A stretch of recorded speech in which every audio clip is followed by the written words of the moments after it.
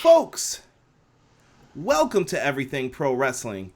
Everything Pro Wrestling is a show by the fans, for the fans. I am your host, Conrad Cushman. Joining me today is my brother from another mother, Mr. Bryan Williams. What's going on, Bryan?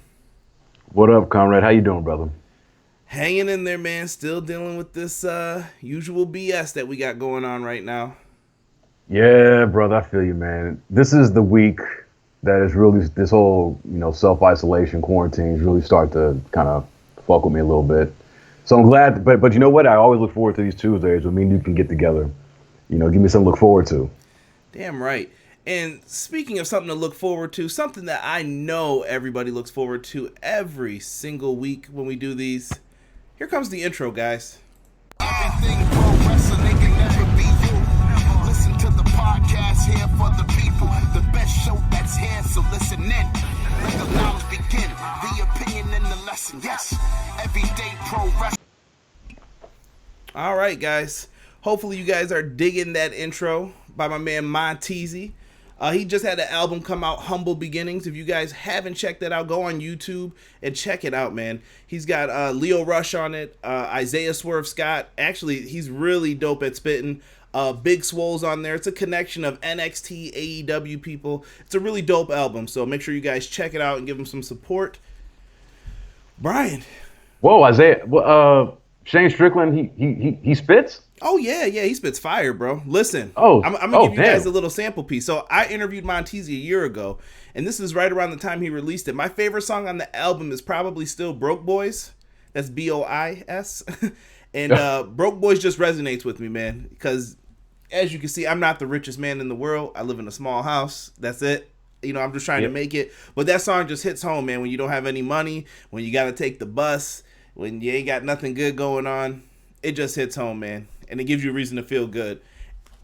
So, yeah, I'm telling you, Bryan, check it out, man, if you haven't. No, I definitely will. I love Homeboy in the ring. So if he's as good in the ring as he is on the microphone, I'll definitely check him out. Trust me. Yeah, he retweeted me twice in the past 2 days. So, yeah, he's definitely really dope, though. Oh, nice. But, Bryan, we're here to talk about WWE'12 today and WWE'13. I have this labeled kind of as the end of an era, so we're going to probably really be getting into this and, going through all the discussion points with everything else that's going on in the wonderful world of video games and wrestling. WWE'12.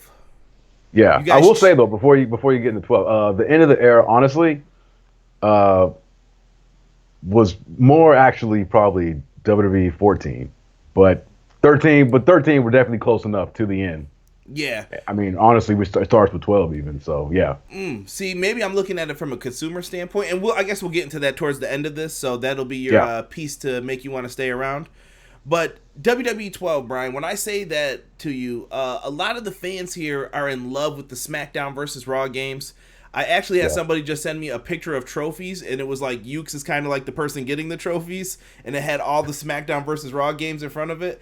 And he was like, is this the greatest streak of wrestling video games ever? And I said, yes, but I would replace that SmackDown versus Raw one for a streak that was there. I got to see if I can find it. Rob sent it to me before this. Yeah, I'll have to check that out myself. It was on Twitter. It was just someone, just being goofy. Where is it? Oh, no, you know what? I think it was on Facebook. I like Goofy. Here we go. I don't know if you will be able to see this as much as everyone else at home, but I'm putting my phone up. So it's got Yuke's surrounded by a bunch of trophies, Bryan, and you got Shut Your Mouth, Here Comes the Pain, SmackDown versus Raw, 06 and 07 all lined up, and it's the Lakers in the background. So I'm sure, you know what? I'm going to save this and send that to you. Yeah, please do. I gotta check that out. I'm sending it to you right now as we speak. This is live on air. We're live, people. I don't care. All right. Yeah, I got my phone right here. Here. So that way Bryan can see this picture. I don't know if I feel that's true, though, man. I always tell people that I feel like 2K14 should be in there. And I know we're going to talk about that next time. Yeah. But I feel like that game should be in there instead of the SmackDown versus Raw one. That one disappointed me a little bit out of that streak. Oh, this is dope, yo. Yeah. Oh, I love this shit. Bryan's future picture right there. Yeah. Oh, I'm saving this bad boy. Oh, good work. Who did this? No, Rob just found it, I think. Unless Rob made it. I don't know. I'll have to ask him on a personal tip. But well, until further notice, Rob's getting the credit for creating this. oh, okay, good. You can have Yeah, I all the love credit, it. Rob. Good job. WWE 12 though, it's gone. SmackDown versus Raw, the name is eliminated. It's finished. It's done. How did you feel about that at the time when they were doing that? I felt good about the change, about the rebranding. I mean, especially because the SmackDown versus Raw name, it always sounded cool, but I mean, it was never played up in any significant way. And by the time we get to WWE 12, I think with like SmackDown versus Raw 11 and maybe even starting with 10, the rosters really weren't as separate as they were. I mean, they were.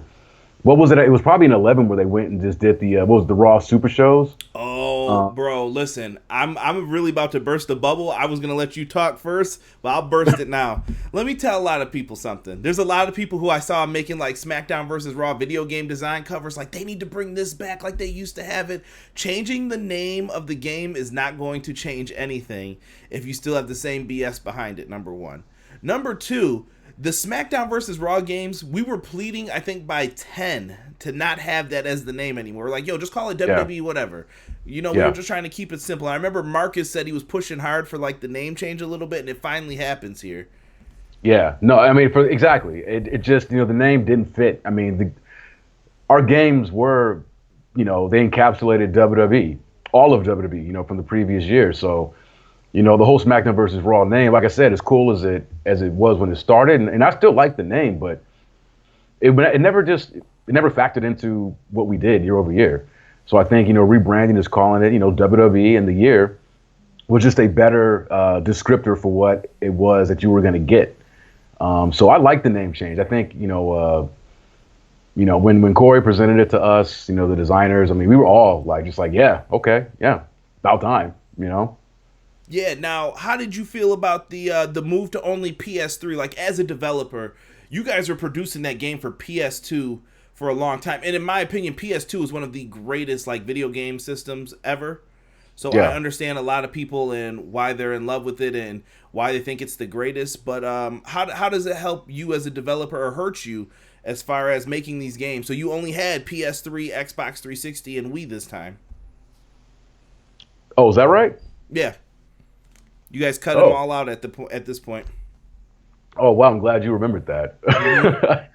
I'll tell you this. Anytime, during the console transition, like when we went from 360 or PS2 to then with SmackDown vs. Raw 2007 to 360, it's just more work for everybody to support both SKUs. Now, that being said, I mean, when we get deeper into the 2K talks, where the games, become radically different gameplay-wise, like then the work becomes even that much greater. But at this point, I mean, we all kind of felt. I mean, for me personally, at this point, it was like I wasn't, like I had fully committed to, the 360, the PS3, and making the game. Like it definitely got the focus. For sure. I mean, anything that I did and all the designers, like everything we did was first and foremost for the current SKU, which was the 360 PS3. And of course, we check the PS2 and all that, or we did. But yeah, it was, it was just not having to worry about the PS2 just kind of was like one less stressor on the design team. So as much as it probably, I know the people who maybe didn't upgrade their consoles at this point, that might have sucked for them, and I'm I feel you on that. But for us, for me personally, it was like, okay, let's fully just focus on these current gen systems. Let's do it. So I was kind of happy about it, to be honest. Man, listen, if you didn't have a PS3 or 360 by that time, bro, come on, man, get it together. You had sets. By the time after 9, I was surprised still. And once we got to 11, I remember my little cousins had the PS2 version of it. I'm like, bro, upgrade, man. Come on. Yeah, but not everybody's a baller like you, Conrad. Nah, man, but I'm like, get they're... some good grades, man. Tell your mom you want a new system. Trade that dusty-ass PS2 in and do something with yourself. Let me show some love to the chat, too. If you guys see me looking down on the YouTube video, blame YouTube because the chat section is not working properly so that I can see what you guys are saying. But Original Biggie's in the chat. What's going on, brother? And he said good evening to you as well. OB1. Thank you for putting Justin Leeper's YouTube channel in there as well. Make sure you check Justin Leeper out. Yeah. This is after his time, but I'm sure he would have some great things to say about some of the coding in this. Rob's in the house. So let me see. Thomas Polster. Good to have you in here, brother. I know it's a late night for you. Let's see. Derek's in the house. What's good, D? Donnie, I see you with the fire emojis, giving us the too sweet. I appreciate that. Nice. Yeah, brother. Right back at you. Foul Original Wrestling's in here as well. What's going on, Foul? He said we're already at 12. He's so surprised. It's flying by, bro. I'm telling you. I remember at first I was like, oh, we're going to be doing this for weeks. I know, right? Yeah, I was tripping out too. I'm like, damn. We're getting close to the end here. PR Nightmare is in the house as well, and B-Boy Skyline just joined, and Prince Rockstar. B-Boy Skyline said Dreamcast is the GOAT. I love Dreamcast for the simple fact that you could like put plays on there for like football video games, because I hate screen watching. Most of you online cats don't know what that is, but like you would watch me pick the plays. You know the 3 plays I got up, so you can see what's happening. But that was one of the best things about the Dreamcast controller, but I don't think it was there. What's good, Malik Gordon? Just saw you pop in as well. We got a lot of people showing up. I love the Dreamcast. That's one of my favorite all-time systems. What was your game for it, though? And don't tell me Royal Rumble. No. Actually, it was Street Fighter. What was it? Street Fighter 3, Third Strike, and then Capcom versus Marvel. Yeah. Okay. That was dope, man. I used to like Shinobi, I think, was on there too. They had some good games back then. They had some things that they could mess with. The Dreamcast was ahead of its time, man. It really was. I can definitely agree with that. Let's see here. Oh, unique memory card for the Dreamcast. I hear you guys. Man, people are on a Dreamcast binge. Let's get back to WWE'12. Make sure if you guys come in here, hit that like button for me. Helps out with more people being able to see this. We just went over the name change and what systems you guys created it for. And, dude, just so weird, man, that the brand split was non-existent and people were doing all that. And you brought up in the SVR06 part of the series before the Brock Lesnar pre-order bonus. Do you have any knowledge of how that came to be this time, or did you think it was a pump fake again? Like, man, is he really signing this time, or what's good, man? Oh no, we knew he had signed by this point.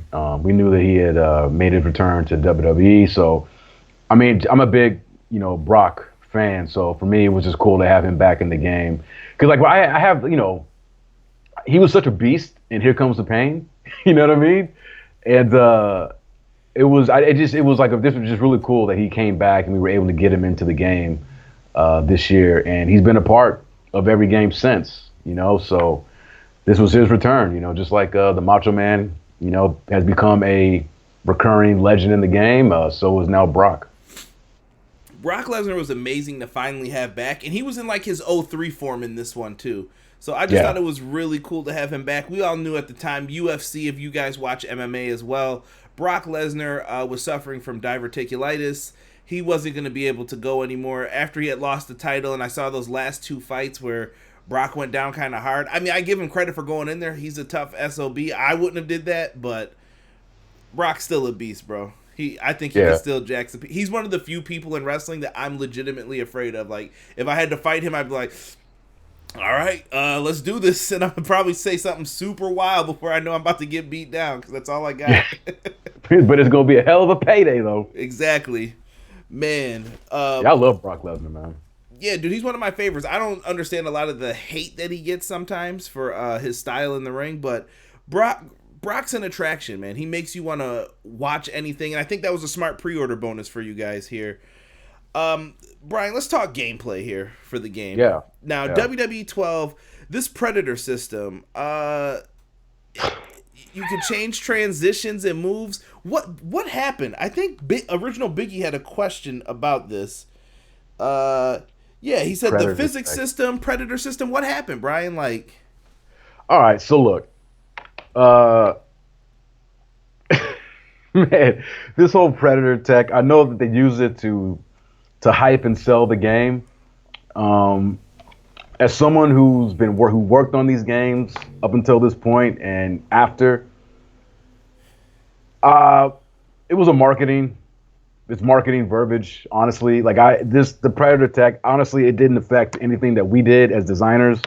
I mean, as far as like any change to the engine, I mean, it really wasn't one. It was one of the biggest things that we did, and it was more or less just a creative direction, which we could have done anyway. Was we wanted to get rid of a lot of the warping in the game. Like when you did a certain move, instead of you do a certain action, and like what was it, SmackDown vs. Raw 2009, and I think even 2010. Like when you went to break up a pin, it would show this really cool cutscene of the guy actually, hitting the guy on the back, and then, the pin is broken up.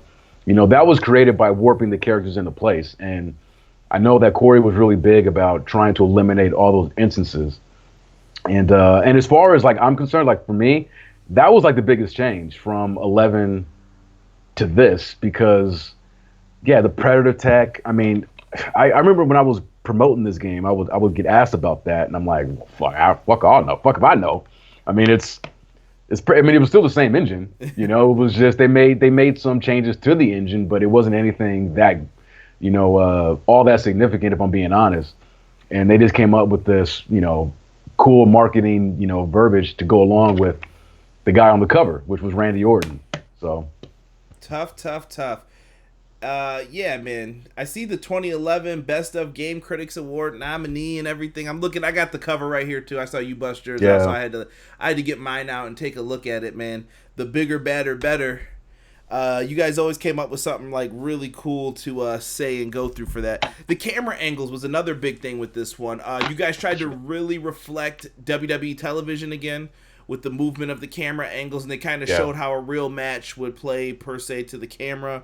You guys did that very well. Interrupting moves was a big thing that came into play here as well.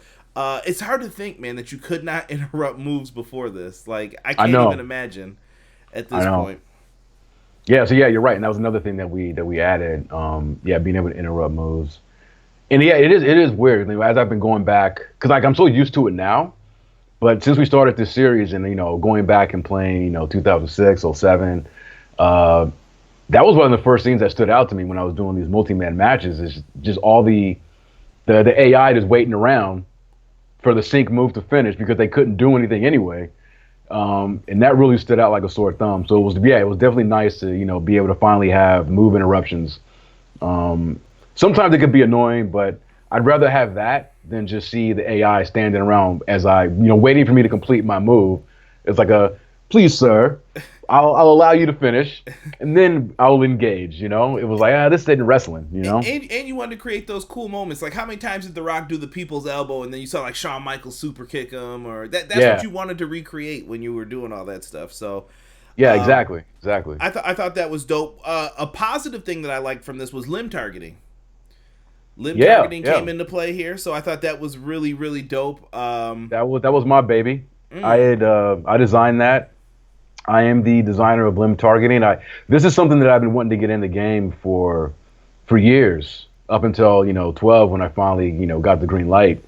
Like when I first joined the team, during development of 06, and you would see the limb damage meter up on the screen, and it just screamed out to me. It's like, okay, well I love the fact that we have this health divided by the part of the body that's being damaged. And as a wrestling fan, and as it just felt like an easy and obvious thing to do, to implement some kind of functionality where, as a wrestler, you could pinpoint the body part that you wanted to attack. And especially if you're playing as someone who's got a submission, if you want to attack the arm, because sometimes, depending on how the moves are arranged in the moveset, it can be kind of difficult trying to remember where your strikes or grapples are mapped to where they inflict damage on the arm, the leg. So being able to have the limb targeting where you can actually make a conscious decision and effort to, I'm going to attack the head, I'm going to attack the leg to wear that down for my ankle lock or whatever. I was just really glad to finally see this implemented. And again, it's one of those features that, it stayed in the game.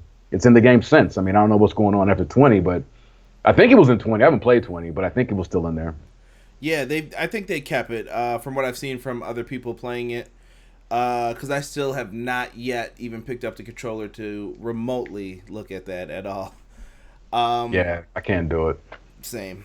It's just. Anywho, the limb targeting system. One question I always wanted to ask you about this was: was the end game going to be that somebody would hold their legs? Like, that's something I missed from some of the games in the past. I think it was No Mercy's engines or whatever, where you would work on the leg long enough, then they kind of hold their leg and like limp along a little bit. We had that. We had those motions. You had some of them, but I felt like they slowly started to go away. Like in the beginning, it was just like they would hold their head only. And then they really never got to the point to where it was like the leg was affected. Like we were thinking maybe you work on the leg, they can't run. You work on the arm, they can't body slam you or pick you up. Was that ever like the end game with it? Is that where you wanted to go? Yeah. In fact, it's funny you bring this up because I think so in this game 12, like when I designed the feature, like I designed, repercussions pretty much for working a leg. I'll use a leg for example. If you got the leg to red damage, which is like critical damage, if that superstar, if that wrestler was trying to run with that damage, they would, randomly, it's like a probability thing that we had implemented. They would like just collapse onto the mat. It didn't happen all the time, but we had these things in place where, it would affect the wrestler with that damage. And I know that if you attacked the arm and got that in a critical, it reduced the effectiveness of their submission ability, and certain things like that. And those things slowly started to fade away as we got into like, the later games. But I know in 12, those features were definitely in there for the limb targeting system. Now, Peter, if you boot it up, you can go into like the, maybe they weren't as obvious as they could have been, but they were definitely there. Because it's explained in the tutorial, that text tutorial that we had in lieu of the training arena, which I missed after having played so much of SmackDown vs. Raw 11. Yeah, they had a training arena in this one though, didn't they? I think they had another one. I want to say there was one for oh man, I can't remember what video. Oh, you know what? Maybe that was 13. Maybe that was 13. I was thinking of like a created arena. No, in a created arena maybe. I can't remember now. Yeah. Maybe I'm wrong. I can't remember. Maybe I'm mixing up 11 and 12. These games start to blend together at this point. From like 11 to 13, I'm kind of always just like, what feature was where? Original Biggie, though. I'm looking at people's comments. PR Nightmare first, I'm sorry, said he was happy that you're not censored, Bryan, that you're being real. So, yeah, Bryan can say what he wants. That's the whole point of this series is, I'm being real. Just one designer, as someone who worked on this franchise for as long as I did, I'll talk about the cool things that I did towards the franchise and the things that I did that maybe weren't so great. But no, this is me being as honest as I can be.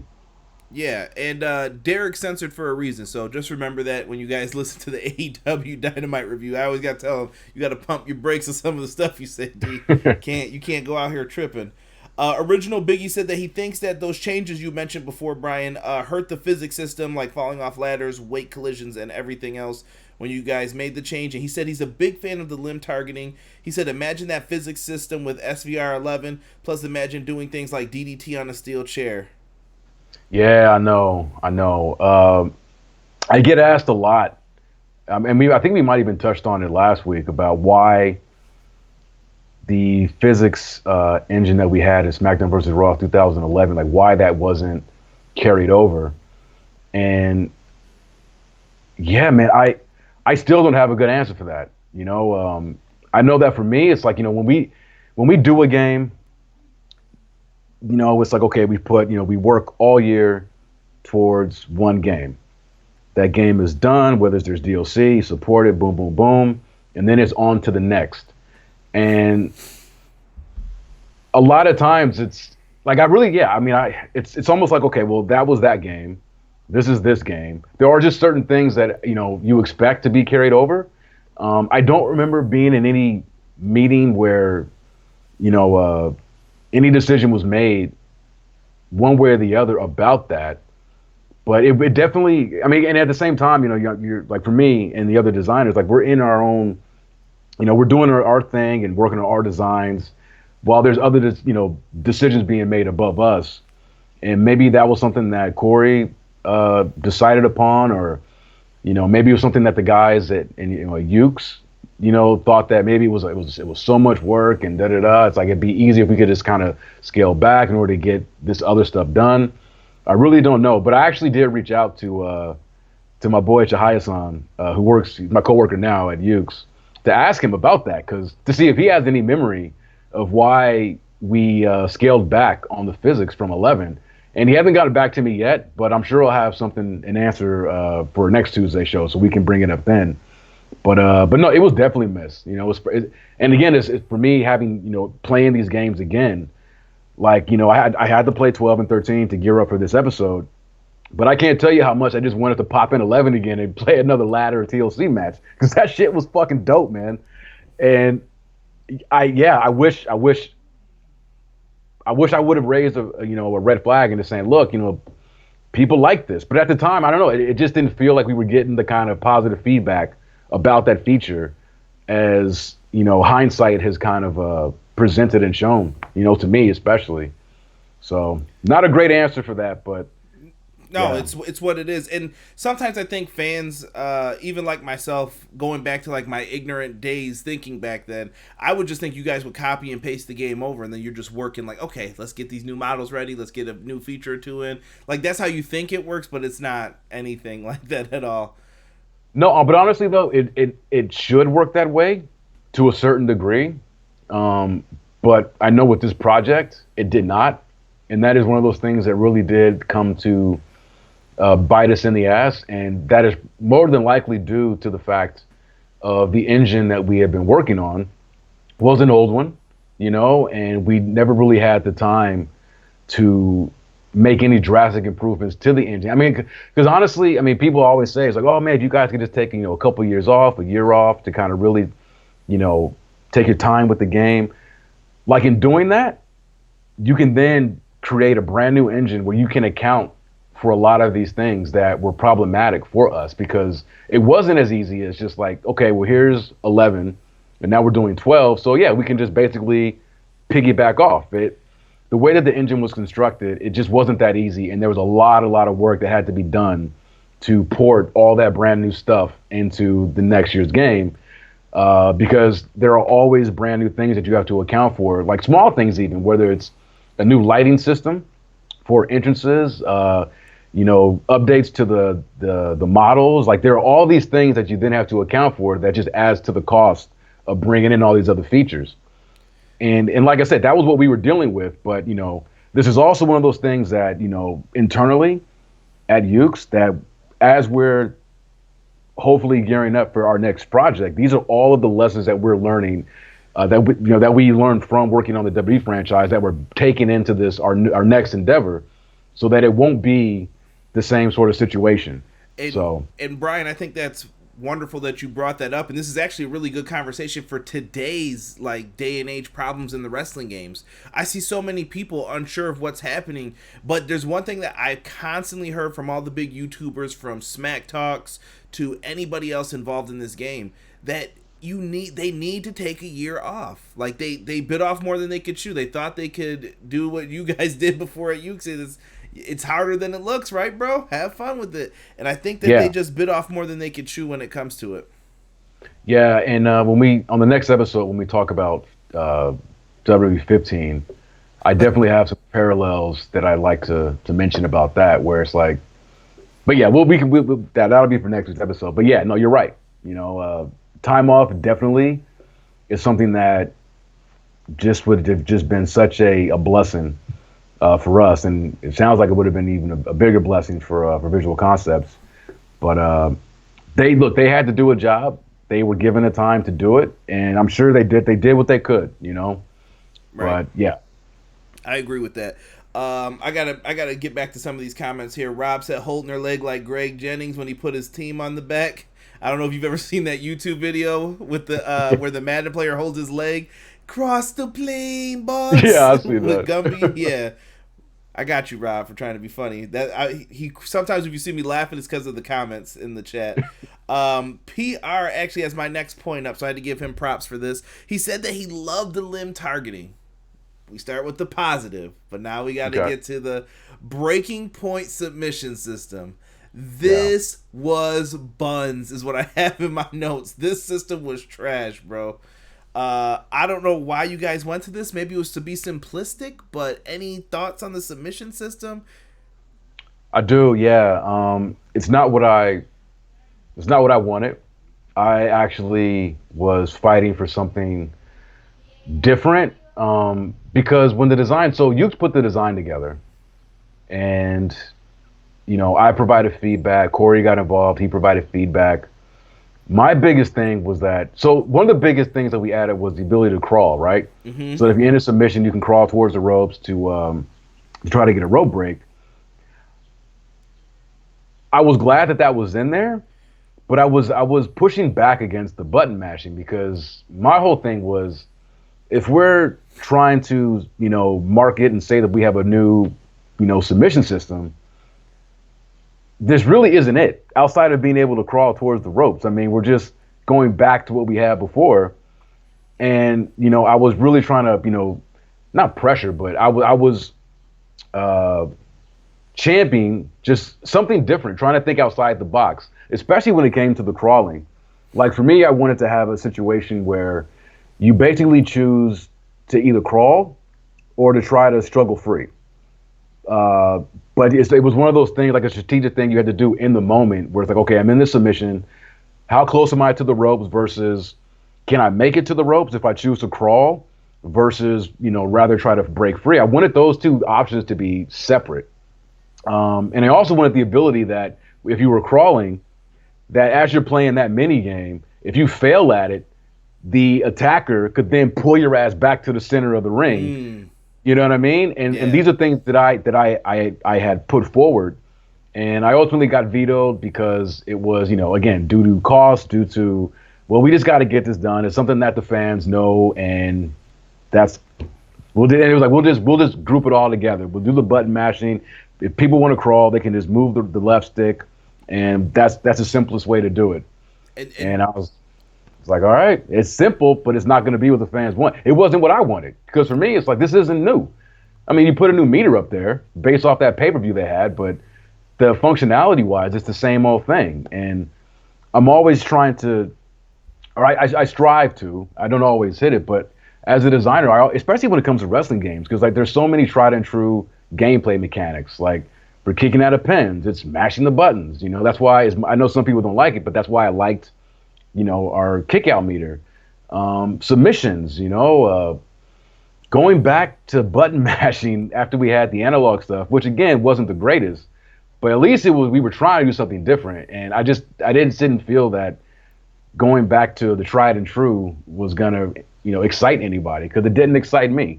And now I kind of use that as a barometer to what I think the fans are gonna dig, because if I'm not excited about it, and I'm a fan, I play these games when I go home. The same games that I'm working on, like I play them, and if it doesn't entice me, it's like it's not going to entice everybody else. So I wasn't a big fan of it, but I can present my feedback and I can kind of champion as much as I can, but ultimately, when there are disagreements with things that I would like to do, ultimately I wasn't at that point where I had the final say, and we ended up with what we had. Hey, that's what it is.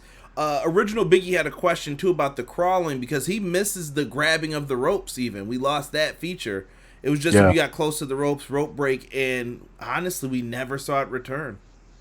Yeah, and that was something that was again, born out of this desire, and it was in a good place. Like Corey and everybody at Yuke's, like they meant well. Like because again, they were trying to get rid of warping. They were trying to get rid of, phantom actions occurring, where, if we could basically went down to, if we can't implement animations where we actually see the wrestlers grabbing hold of that rope, it was decided that we're better off just not even having that in there. And at the time, it does make sense, because you're striving to do something that looks and feels a lot more real, but at the same time, hindsight being what it is, it wasn't a good decision because I missed that. I missed being able to get too close to the ropes and, being able to ignore the referee's 5 count to keep it applied. What's your favorite submission system? Like out of all the games, which one were you just like, you know what, this works? In our series or just wrestling games period? Wrestling games period. Like, was there something that you just liked? Honestly, Conrad, I don't have one. You don't think there's been a good enough one yet? It's not that there's been a good enough one. I mean, there have been plenty of good enough ones. I mean, button mashing is good enough. It's just that it's been there, done that. I feel like we haven't had one that really replicates like what the submission wrestling is for like technical wrestlers and stuff. Sometimes, like there's a struggle, like you said, between the ropes. And what you said sounded really dope. Like I would have liked to seen that implemented. Yeah, no, same here. I think submissions are always tricky. Well, you know what? Okay, so there are two. I thought that the submission system that they use in the Impact, the TNA game, what was theirs? Was that the 3 buttons? Yeah, it was basically you press it was essentially like one of our mini games that we had in the Royal Rumble match in the corner where you have to press the correct buttons as they appear on screen to how was it? It was either to get out of the submission or to keep it applied. I think it was whoever hit the button first. It was a timing based game. Yeah, and I thought that was a clever way of going about it. It was definitely something that I hadn't seen before in a wrestling game, as it pertains to submission holds.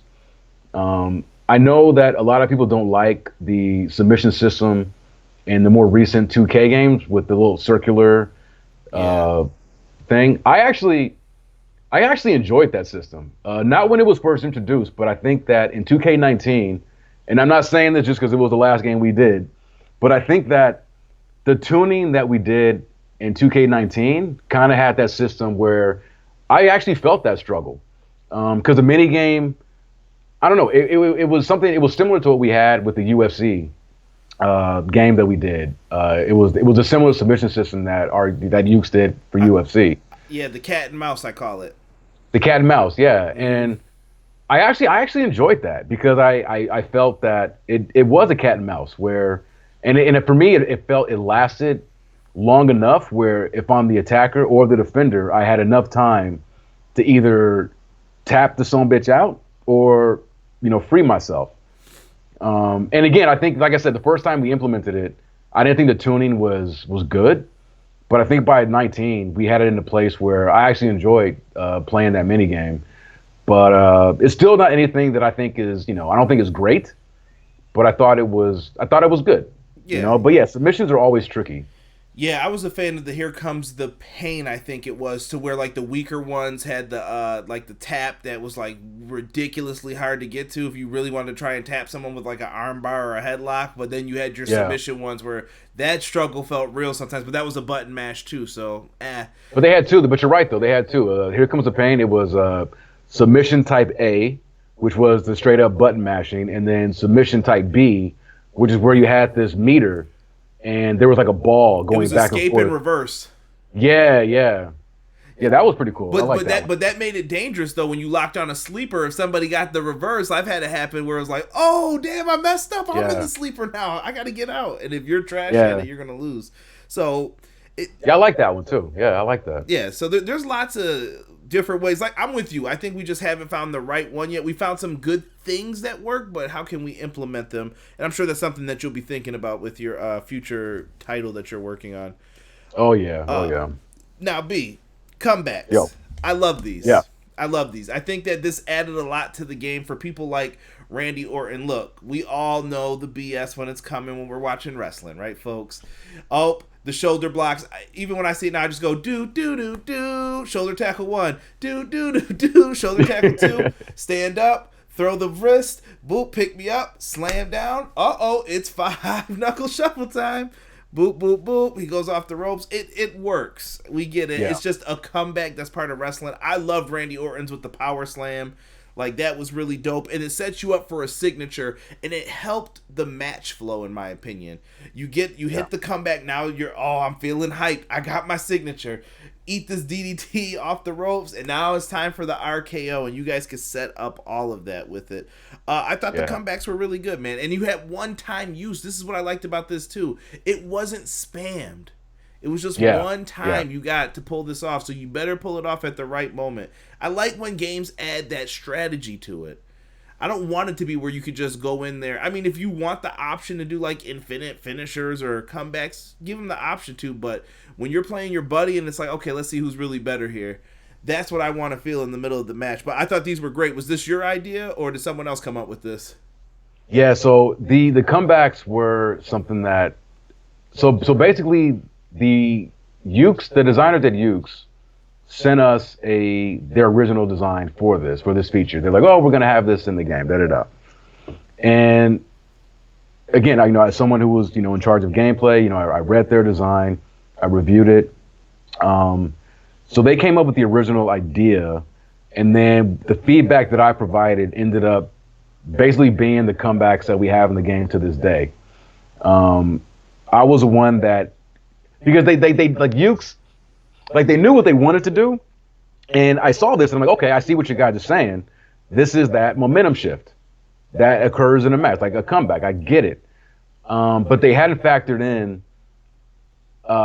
when it would be made available, how many times, what it's there for, and so I basically kind of, the feedback that I provided to them was that, look, all these guys, a lot of every babyface had to come back.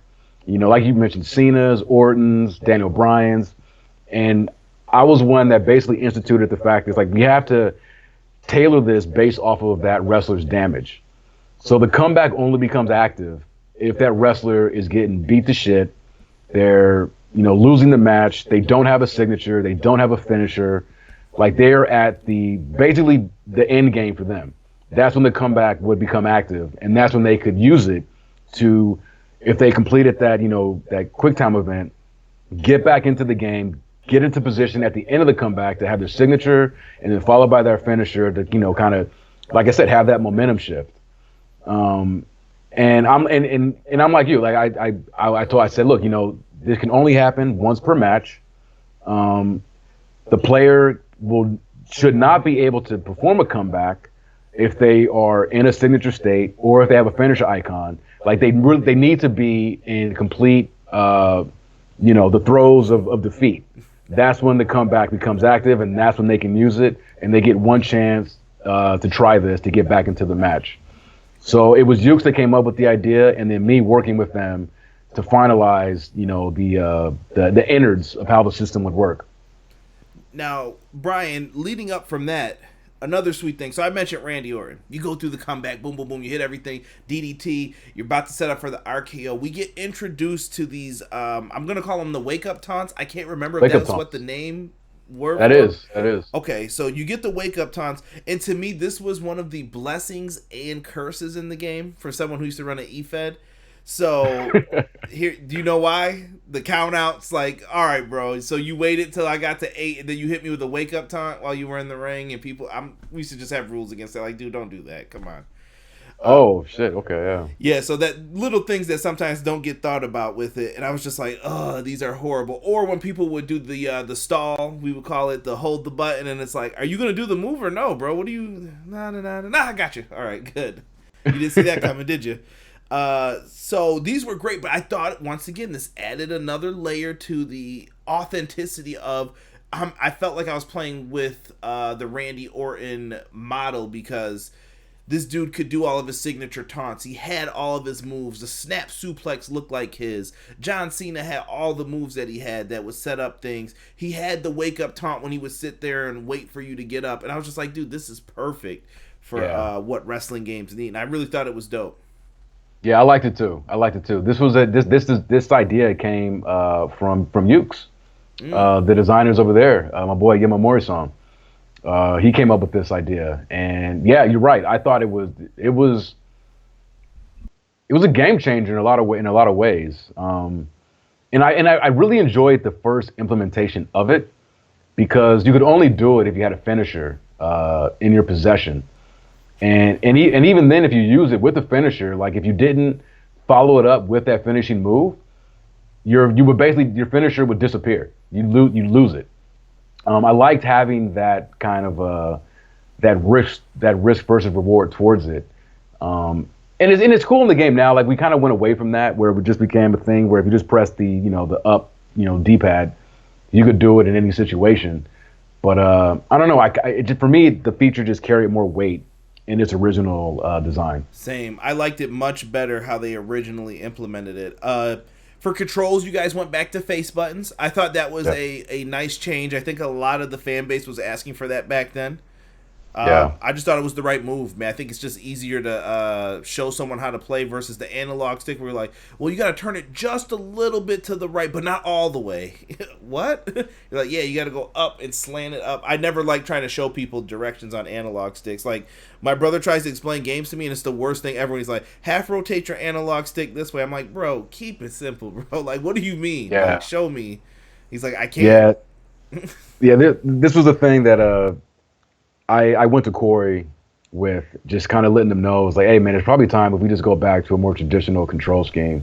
I think the whole right stick grappling is kind of played out at this point. If the whole thing is to rebrand the game and kind of, maybe kind of take things back to the essence and just going back to the buttons. And he agreed. We all kind of felt that, the analog stuff is, we've been there, done that. Let's just go back to basics, So I was put in charge of, like I did with SVR'07 when we made the change to the analog controls. I was put in charge of remapping the controls for this year's for WWE'12, and I thought it came out great actually. It was just nice to return to that classic style of wrestling video games, using the buttons. Yeah, I kind of wish someone didn't touch it in this year's title, because that just looks like you just touch it just to do it. Now look, I don't want to throw shade at 2K. I don't. You can say I will then. That's fine. I haven't played 2K20, but that has more to do with just the reaction that I've read and seen. And I guess there is a little bit of ego too, because it's like, fuck, I've been working on this for so long and it seems like it's just not good.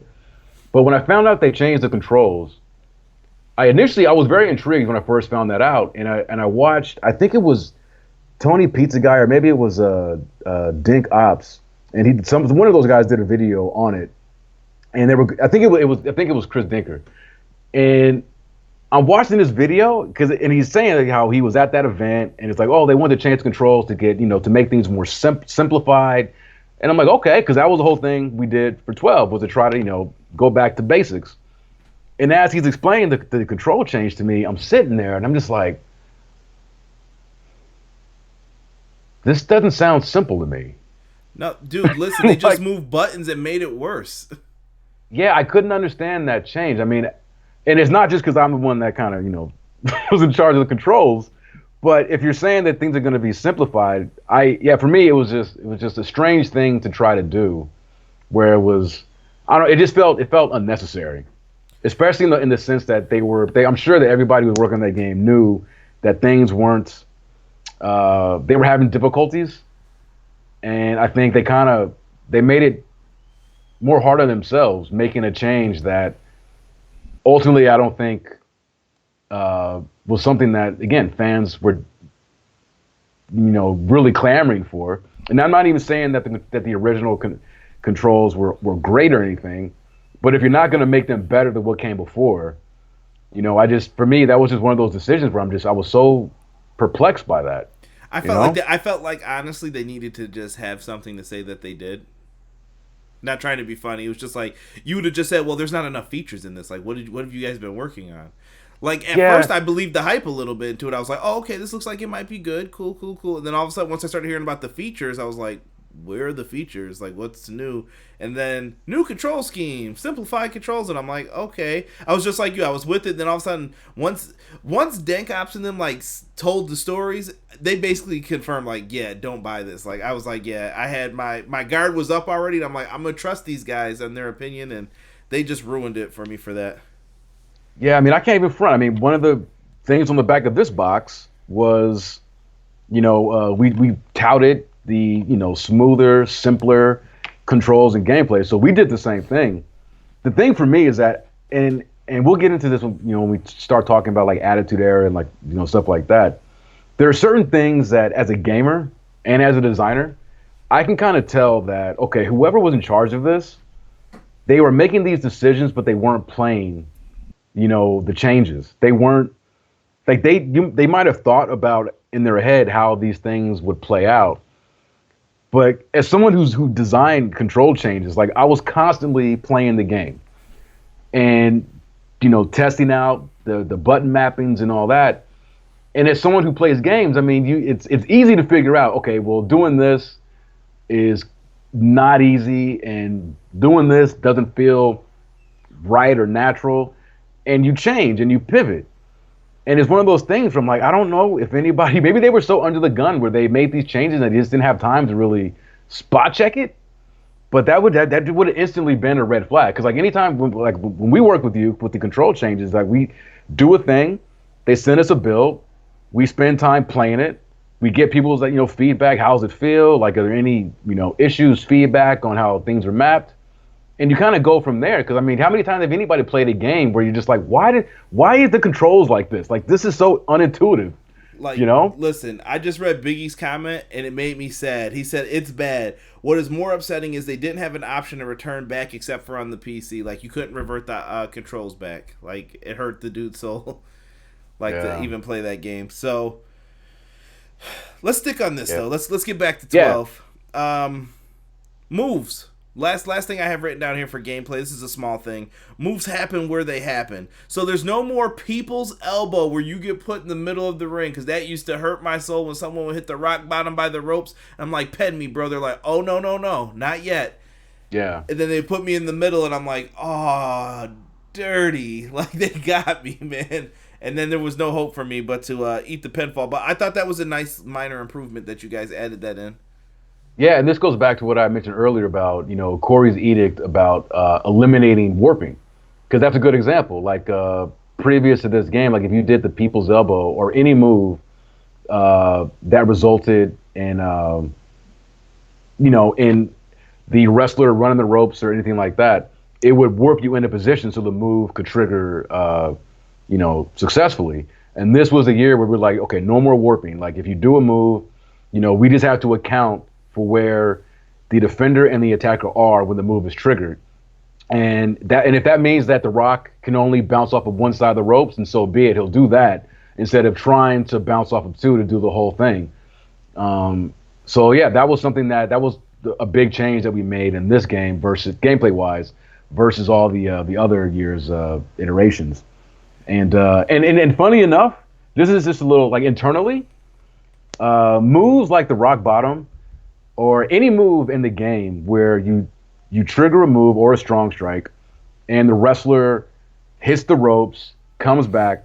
Like internally, we refer to those as people's moves in reference to the people's elbow. That's a nice little tidbit to know.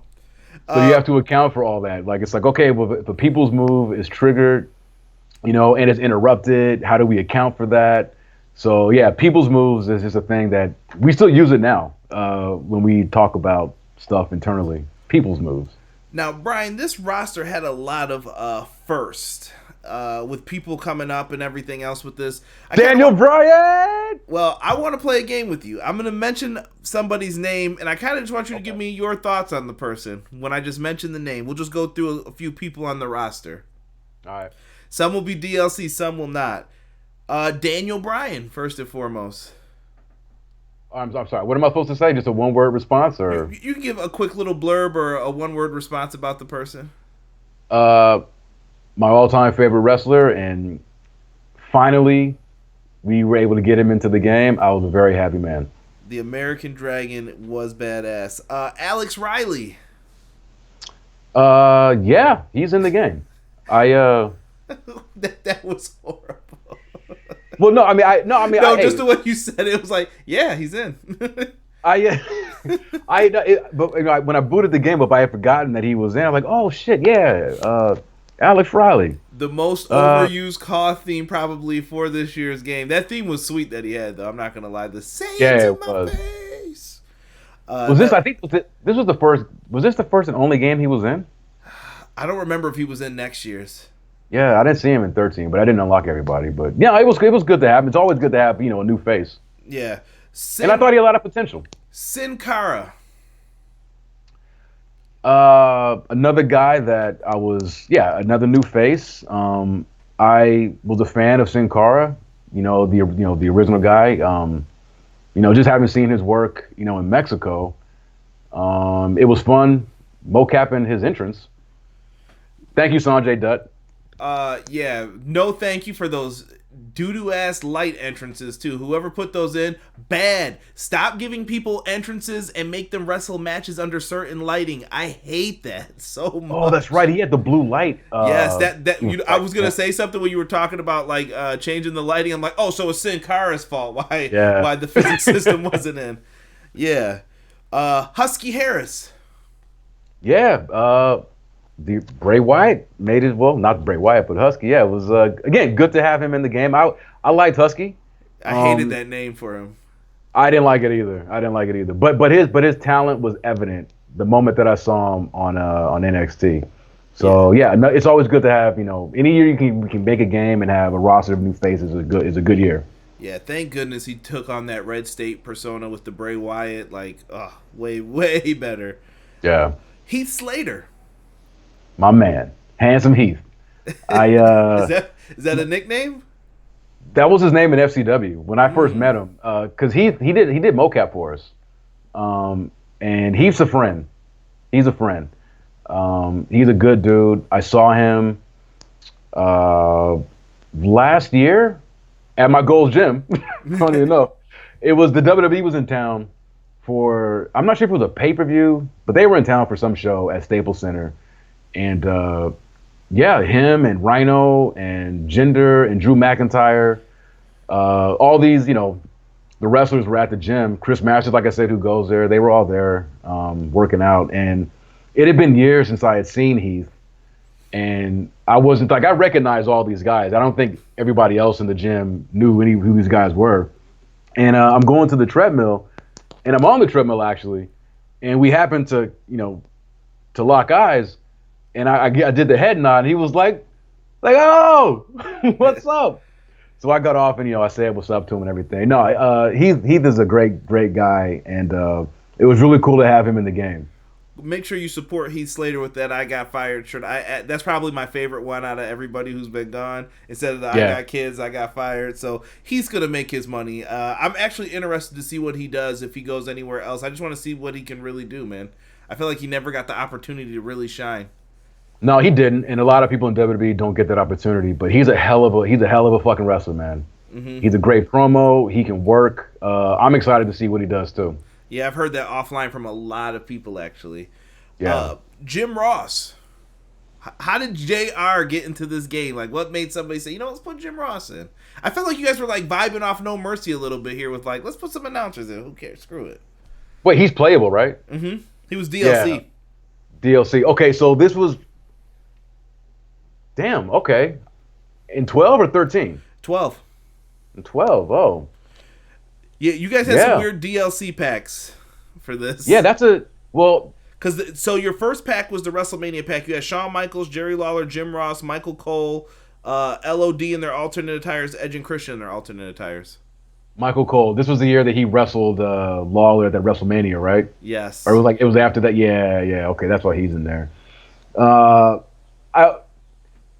It was if JR was playable, that was probably just something that the WWE wanted to give him a payday, because unless you're, so I mean, it's no secret that if you're in the roster of any one of these games, like the wrestlers get a pretty nice paycheck for being in the game, or at least they used to. I've heard conflicting reports about how things are now, but it was always a political thing for the WWE sometimes, where they would kind of push certain talents to be playable. So they can get that, that bonus check or whatever. So maybe JR being in was to give him that check because we had Michael Cole and the King in there. You guys had Vicky Guerrero. Yeah, it was weird. Yeah, other than that, that's like the only thing. Well, she wrestled also in that same WrestleMania. Mm-hmm. Yeah. So I get that, but Maybe, yeah, maybe that was it to have the roster just feel flushed out compared to Mania, what it was. Yeah, because I know that if you're an NPC, a non-playable character in the game, like you don't get any royalty check. Got to mark that down for future things I need to know. Let's see here. I'm going to skip some of these other names that we had mentioned already. Karma. Yeah. So Karma lasted longer in my game than in WWE. Like, I was sad. I really wanted to see what she could do. Now, correct me if I'm wrong, because I think when I was doing my research for DLC for SVR 11, wasn't she first made available in that game as DLC? No, this one. Because I think she debuted in this Rumble, wasn't it? Where she beat up Dolph Ziggler? I don't know, man. I think this you might was be the wrong. Weird Rumble, because remember they had 40... you might be wrong, homie. They had 40 people. I'm calling it. I'm calling it right now. I think I'm right on this one. Because Alberto Del Rio won that Rumble. I'm going to the homie SmackDown Hotel. Okay, go ahead. I'm on it too. That's where I'm looking. Oh, for real? Yeah. That's all right. I'm gonna let him say what he wants here for this one. Live chat. You remember to give him hell for this. Well, if you're on it, then I guess I'll trust you. But I could have swore that she was DLC in 11. No, she was DLC here too. They had like a Divas pack with Trish, Karma, the Bellas, Vicky, and Alicia Fox, which was free DLC. Oh, all right.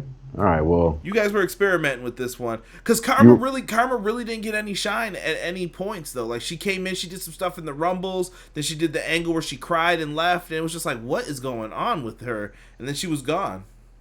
Yeah, no. She was some thought to never be seen again. Check out Glow though. Love that show with her on it. Oh yeah, she's really good in Glow. Yeah. Okay. All right. I'm still checking this. All right. I'm gonna let him check. Yeah. Go ahead. You can. No, I'm on my last one. It's Macho Man Randy Savage, bro. How did you guys pull this off?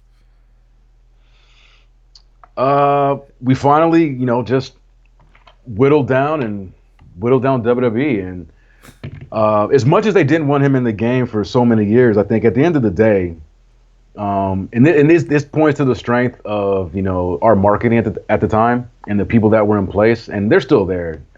Most of them are still there at 2K, but they're very convincing, and if you can persuade them, them being WWE, that hey, this is what fans want, and we can make money off of this.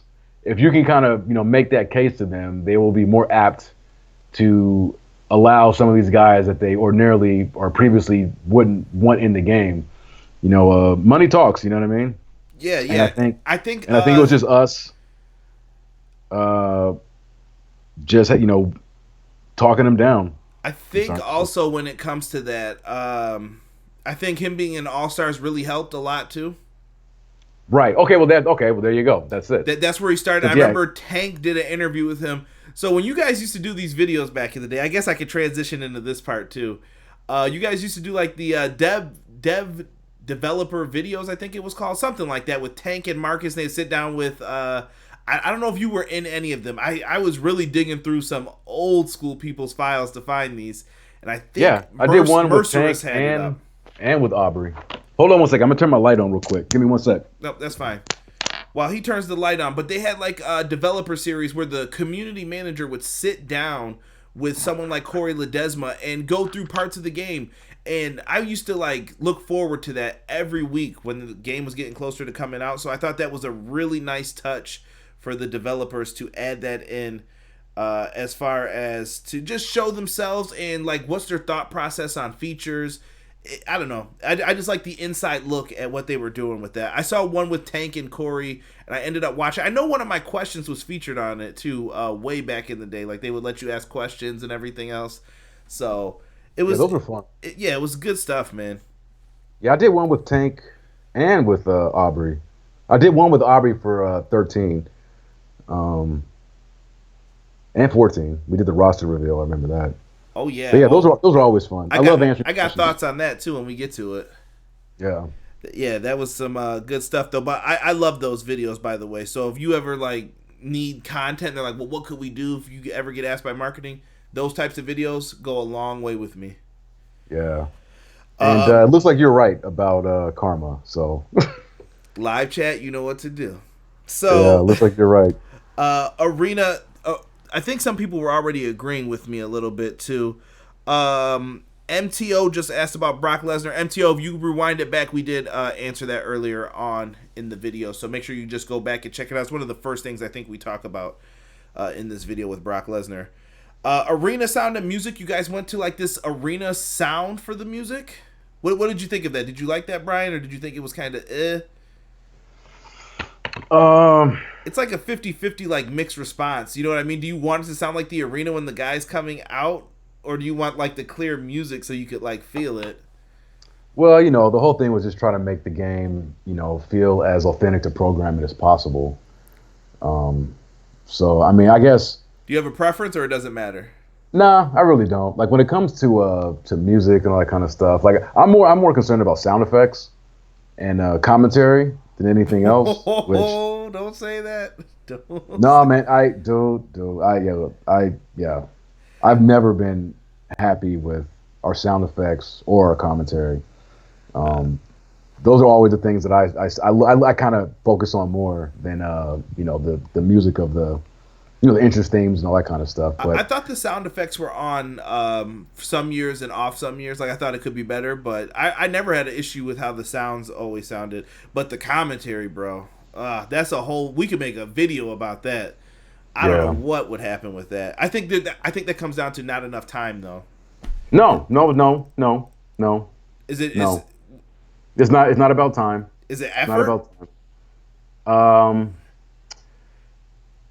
I'm gonna say this, but I just you don't have to say who. Yes. But is it like an effort issue for? Yes, it's effort. The guys when I was at THQ, starting with. Because we got new sound guys, starting with, I want to say it was like WWE'13 or 14. My homeboy Bryan, another Bryan, spelled the right way with a Y. So I love Bryan. He's dope. And, shout out to Mazik.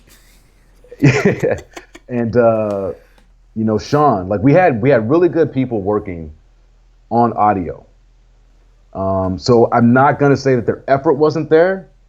The effort was there, but... And I'm not just talking about those two. I'm talking about anybody who's worked on audio, specifically commentary, in the years that I spent working on this franchise. The reason that the commentary, and again, in my opinion, which I think is probably fucking accurate, is it's hard to design commentary for something that you do not watch. And that has always been the big sticking point with me. Anytime that we've had any kind of audio designers, and we've had some good ones, you can have great designs, great ideas for how you want things to trigger and implement, but you first and foremost, you need to watch the product. You need to just consume as much of the product as you can. Can I jump in, Bryan, real quick? Please. Is that not a question? Because Marcus said like he had questions about WWE in his interview for the community manager interview. Like, what's the one wrestling moment that changed your life? They asked him. He said, I think he brought up something about Macho Man and Ricky Steamboat. I can't remember his exact answer, but he said he had something where, or maybe it was the retirement match with Warrior and Macho Man and how it like changed his life. He was like, that was just a question they asked. He was like, I thought that was so cool. They don't ask that to everybody. Apparently not. I mean, damn. And again, like I'm not trying to, I'm not shitting on the people that worked on it because they're my friends. Some of them are, at least, who were on audio. And to their credit, a lot of the shit they did was great. Like as long as you were able to, because I work with the audio team a lot towards the, I guess, really beginning with 14. I got really involved with audio because we started doing the whole. The superstar voiceovers with the taunts and the entrances and all that kind of stuff. And I was helping out with sound effects because, like I said, I wasn't really happy with sound effects. I'm a big super kick fucking mark, and it would always pain me when we throw a super kick in the game and it did not sound like a super kick on programming. I needed that crack. I need that sound of somebody slapping the thigh.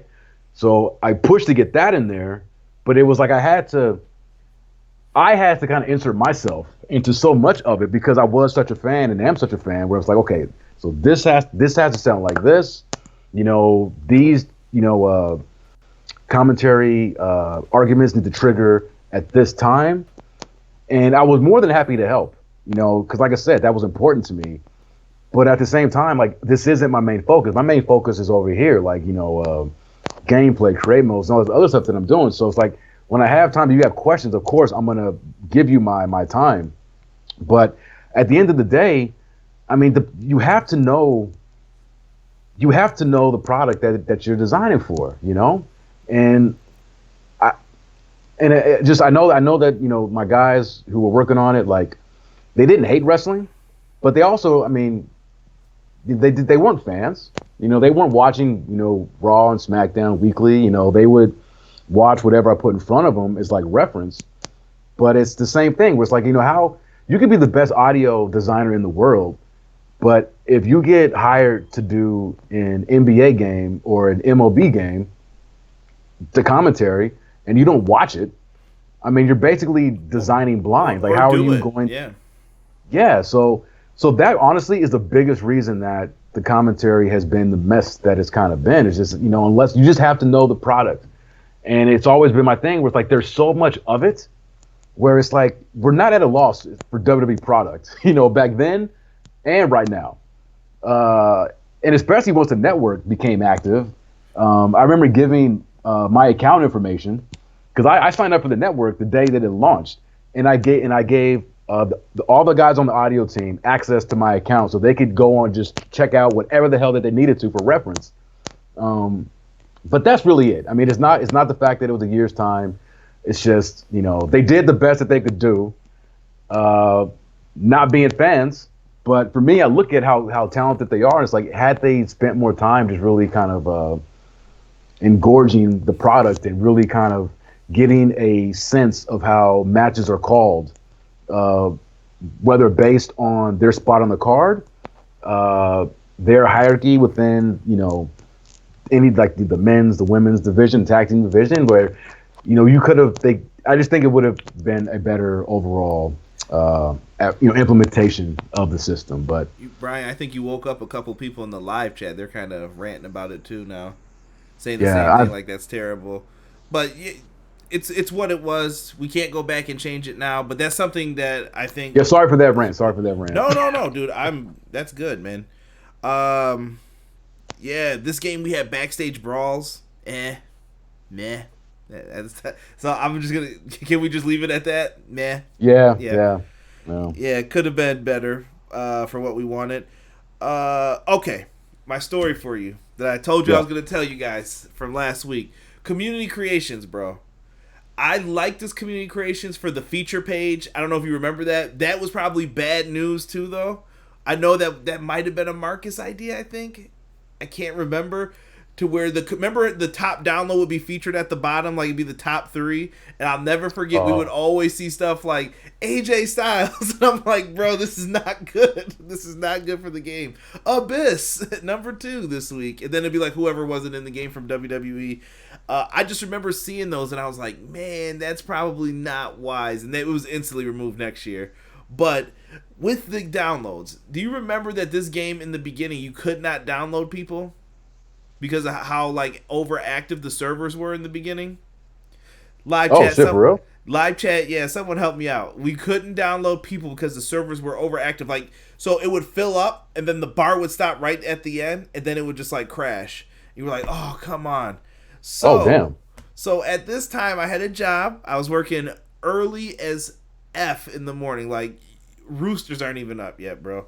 And I'm sitting there, and I would wake up, and I remember my wife at the time was my girlfriend, and she would, like, see me sometimes. She's like, aren't you going to work? And then I'm like, yeah, I'm going to work. And then all of a sudden, it would be like, dude, are you downloading stuff right now? I'm like, yeah, I got to download these 6 wrestlers. I would write them down in a pad, and then I would download them as I left for work. That was the only time it would work is, like, different server times. So the little community base that knew that, we would just get on early and we're like, everyone would be like, how are you downloading people? We're like, oh, you got to do it at like 2 a.m., bro. You got to wake up super early and then download them.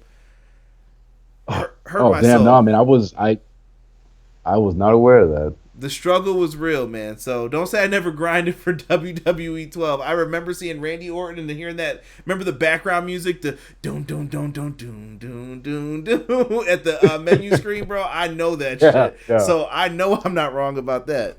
Big facts. Oh, the struggle was real. I'm sorry, brother. No, that used to hurt my soul, man. But I had to have my TNA guys for the creative story.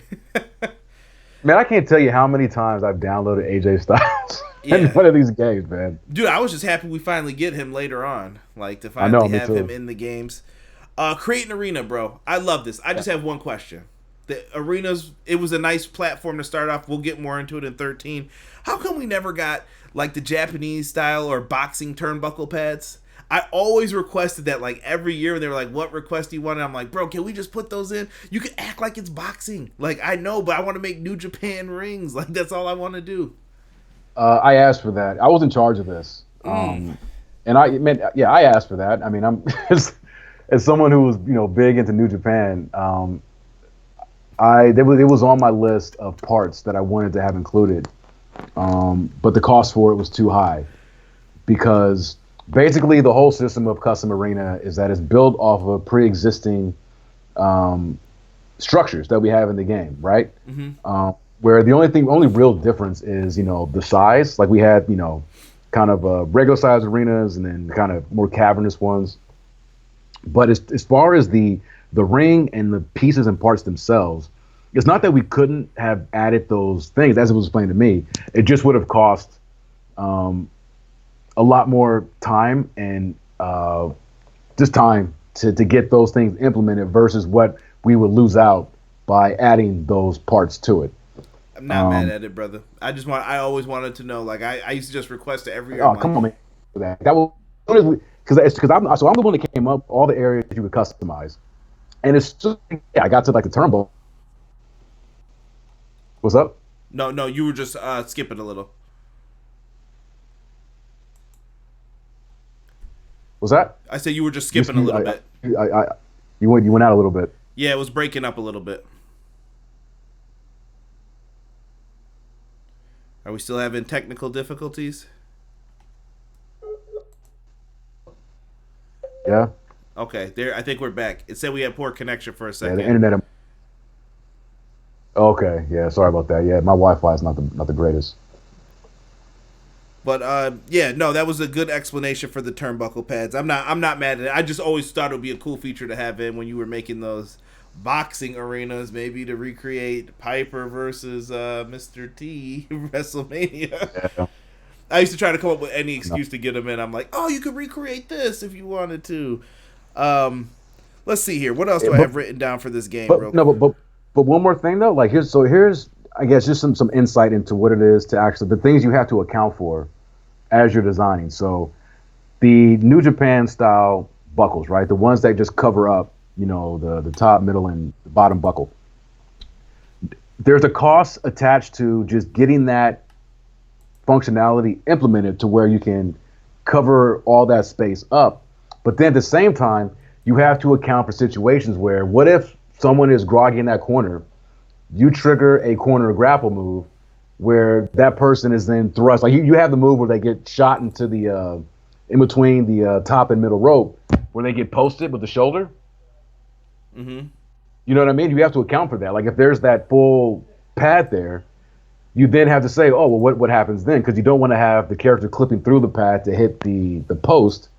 And it's like, okay, well, if that move triggers, then we have to programmatically have another move that triggers instead that doesn't, break the game or cause that clipping issue. So it's just one of those things that as you want things in the game sometimes, you just have to account for everything. And sometimes it's worth the cost. And not a lot of times, but then other times it just isn't, where it's like, oh, I really want that. But if it's going to take time away from this, that, and the other thing, then we'll try again next year. So just wanted to throw that out there. No, that's that's completely reasonable when it comes to expectation. I didn't even think about that. Just getting the clipping issues in there. Road to WrestleMania, real quick, Brian.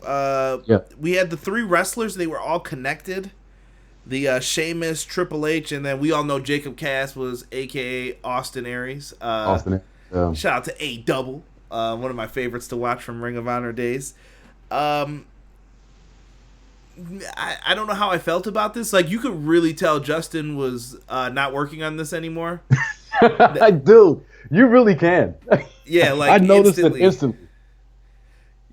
I don't know. I don't even know what to say to this. Like, there's a reason why this was probably the last one. I did like the WCW storyline a little bit into it, though. It had its moments too. Like, I like that they tried to put War Games in, but then it hurts my soul that they really didn't do it right either. I was like, yeah, come on, Nash, what are you doing to me, bro?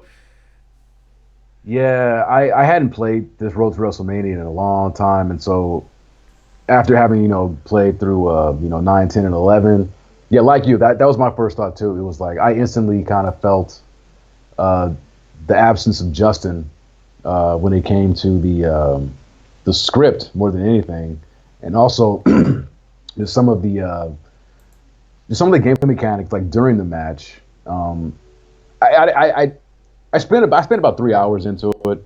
I don't think it's terrible by any stretch of the imagination, like not at all. But for me, yeah, it was just missing and lacking a certain bit of charm that I felt was in a lot of Justin's scripts and everything. And it felt lackluster because you only got 3 instead of like the 6 we were getting, 5 or 6 before. It was just like, 3 now? Okay. And some of them were like storylines you felt like that Justin wrote before and you just tried to kind of rehash it your own special kind of way. Yeah, it was definitely a step down, unfortunately. But like I said, I didn't think it was anywhere near as horrific as 24/7 mode in SBR08. No, it just wasn't as good as the Road to WrestleMania that came before it. It's like when you bring home B's all the time, then you get like a C+, and you just show your parents are just kind of like, nah, come on, kid. Yeah, it's one of those things. Okay, like a C+, all right, not terrible, but we know you can do better type of situation. Exactly. And that would be I think that's the last we see of Road to WrestleMania as an official mode after this, unfortunately. Yeah, this was the swan song for Road to WrestleMania. Like I said, yeah, not bad, but just kind of a come down from what we had before. And I don't say that just because Justin's a friend of mine. I mean, no, dude, it's just a fact. I think honestly, for people who are longtime like players of the series, like it was a letdown a little bit. Not gonna lie. But there were things in it. Like I liked how it opened. I thought that some of the production that they had in it were in the mode was pretty good. Yeah, it was the cinematic things, right? Like it would come across like Sheamus, boom, like a movie kind of. Yeah, that was good. Yeah. So I mean, it definitely had some nice flourishes of the presentation. But yeah, just kind of missing that spark, Yeah. And speaking of, like just going since we're bringing up Justin. So this was the first. So Justin was gone by this point. And I think one of the reasons why like my memories of this game aren't as vivid as the ones that came before it is that I was kind of in mourning a little bit. Because to go from 3 years of being able to work side by side with 2 of my best friends, and Justin and Dan Ryan, to then beginning production on 12, where both of them were gone, and it just hurt, man. Like a lot of the joy that I had working on the franchise, like this was a year that I was just missing my friends, missing having my coworkers, my family around, to help, work on these games. So yeah, man, I was sad working on this. Yeah, Original Biggie just dropped his channel in the chat, so if you guys do want to check out Justin, his channel is in there on the YouTube live chat. And real quick, I'm just going to bring up these things in universe mode, but I think we're going to get into it when we talk 13. You guys did it as a separate mode this year. Yeah. Brought back show intros, which was nice. Nice little cherry. This game had a lot of, like, I call them the little cherries on top, like the sprinkles. You just, here you go. How's that ice cream look now? A little bit better? All right, good. It's all about trying to improve the presentation, Mm-hmm. Cutscenes. You guys added some more of those. Injuries were finally added into universe mode. Sad to see your United States champion Kofi Kingston out for six 6 months after he's been in a match every week on Monday Night Raw because you did him dirty. You could finally defend titles in Universe mode, and they finally resized the damn belts. And I know me and Marcus had this conversation a lot. I was like, bro, if you don't fix the size of them damn toy belts y'all been using for production for this, I don't know how it looks like this, but it looks bad. And they finally got them right, I felt, here with this. Yeah, I got a question about that from my homeboy Roman Blair. He was because he wanted the same thing. He was like, what happened like with SBR 11? Like, why are the belts so tiny? And when he asked me that, I honestly that wasn't something that I remembered from that game. But I definitely noticed it when I was spending time with it, over the past couple of weeks playing it.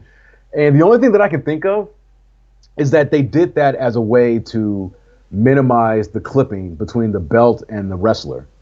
And I think they programmatically, they might have done something where they would tailor the size of the championship based off of who was wearing it to eliminate any sort of unsightly clipping. Because that's like the only thing I can think of, because they are ridiculously small.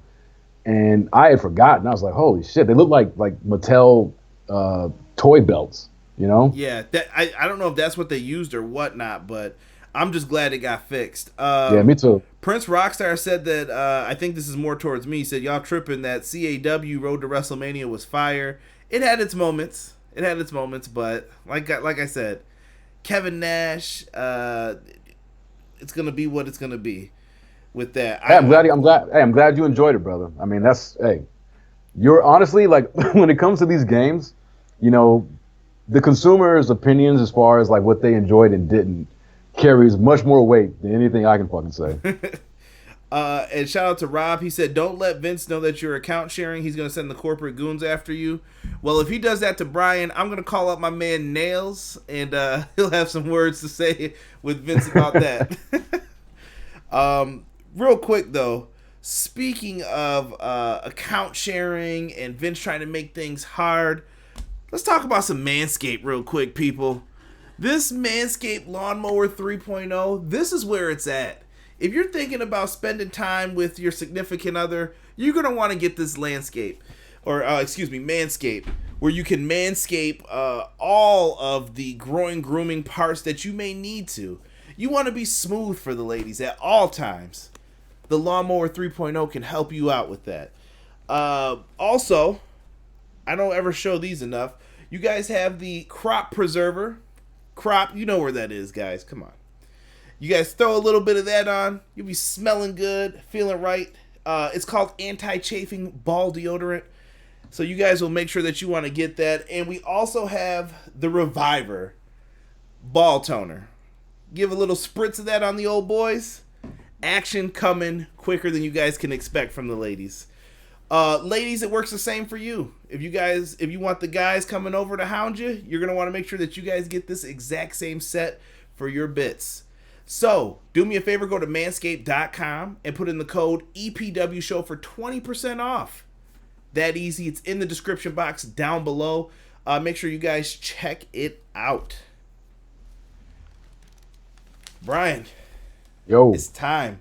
It's time to talk about WWE'13, man. This game. I've got it right here. CM Punk is one of... Oh, you got the Stone Cold edition. I didn't even realize I had this, yeah. And I got an autographed Austin thing there, yeah. Damn, Bryan, way to make me feel poor. Hold on, let me see what's in mine. Sadness. A manual. And I'm such a bum. I always keep the GameStop receipts in here. These bad boys are faded now. But they used to have the codes and everything on them. But look at the pre-order bonus.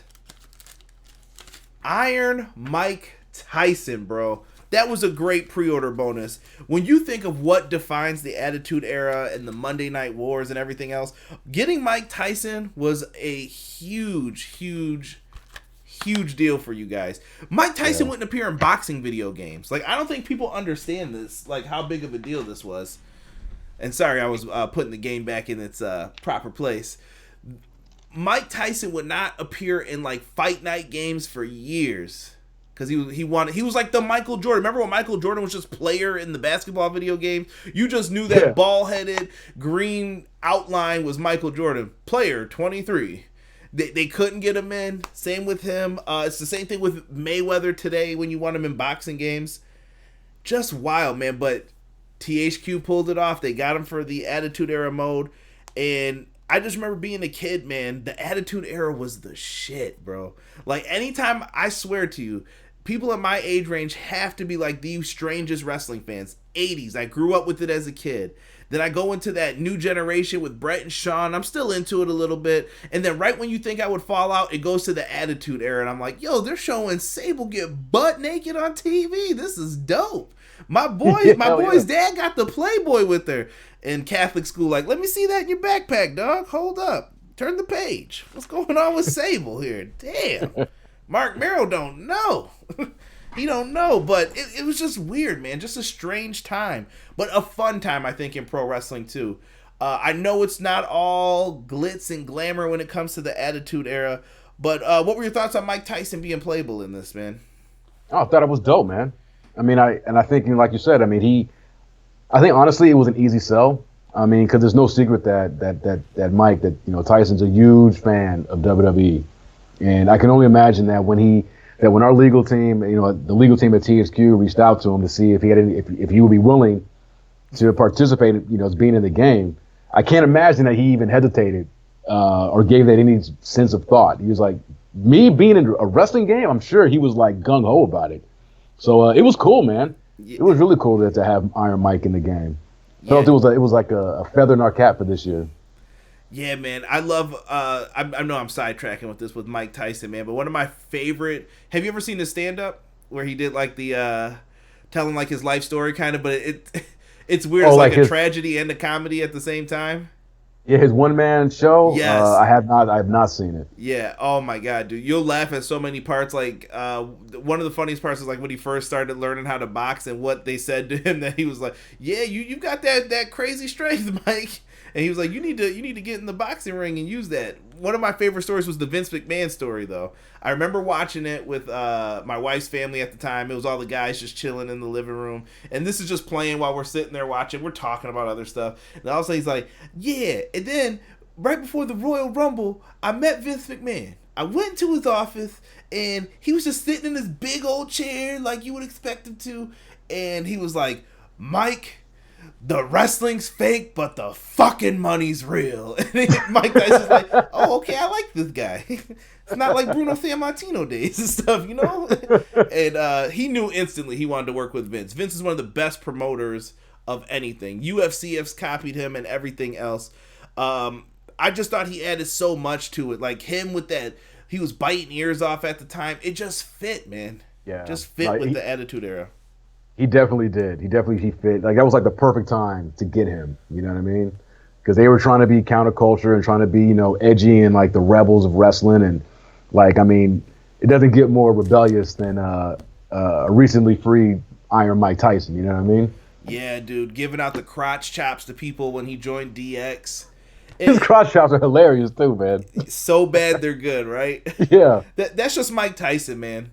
One of my favorite videos too is with him and Wayne Brady, and I think they like redo every little step I take with Mike Tyson dancing in the background.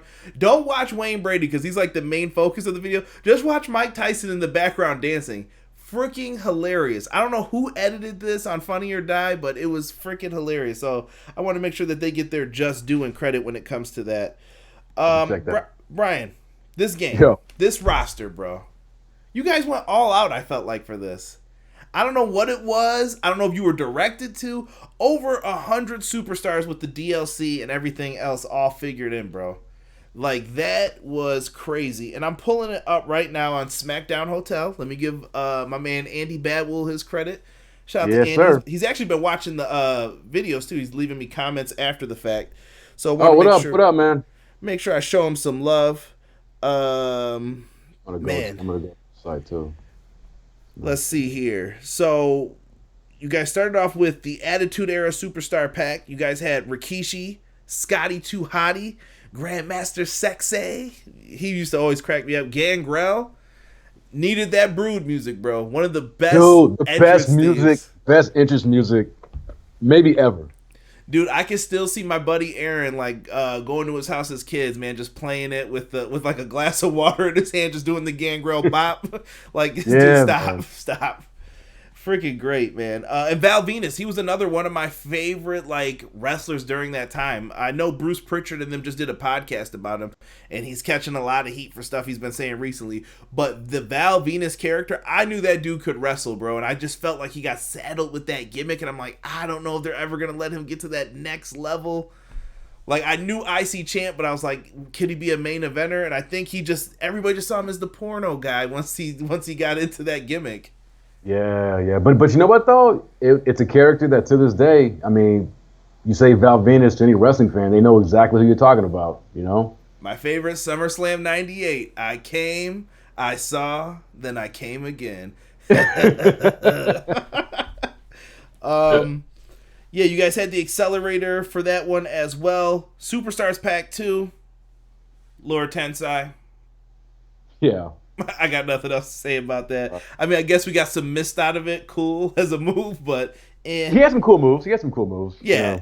I like, dude. Giant Bernard was just, you know what I'm talking about, guys. Like, Giant Bernard was dope. Prince Albert and Lord Tensai, not so much. I'm glad he's a trainer now, though. Albert's a dope trainer. Ryback was put into this game. Good to see Ryback doing his thing. Drew McIntyre. Weird to see him as DLC. Like, how did somebody who was like in the regular game just become DLC? Was it his standing with the company? No. If I noticed that too when I was playing it. Most of the roster, most times when it comes to the roster, especially towards like 12, or actually starting with maybe 9, even Road to WrestleMania, a lot of the roster is driven by what we do in our single player campaign, whether that's Road to WrestleMania, and with WWE'13, the fact that we were doing the Attitude Era, it meant that in order to even do this mode, there were certain things that we just needed to have. Iron Mike Tyson was one, because you can't cover the Attitude Era without talking, discussing and reliving WrestleMania 14.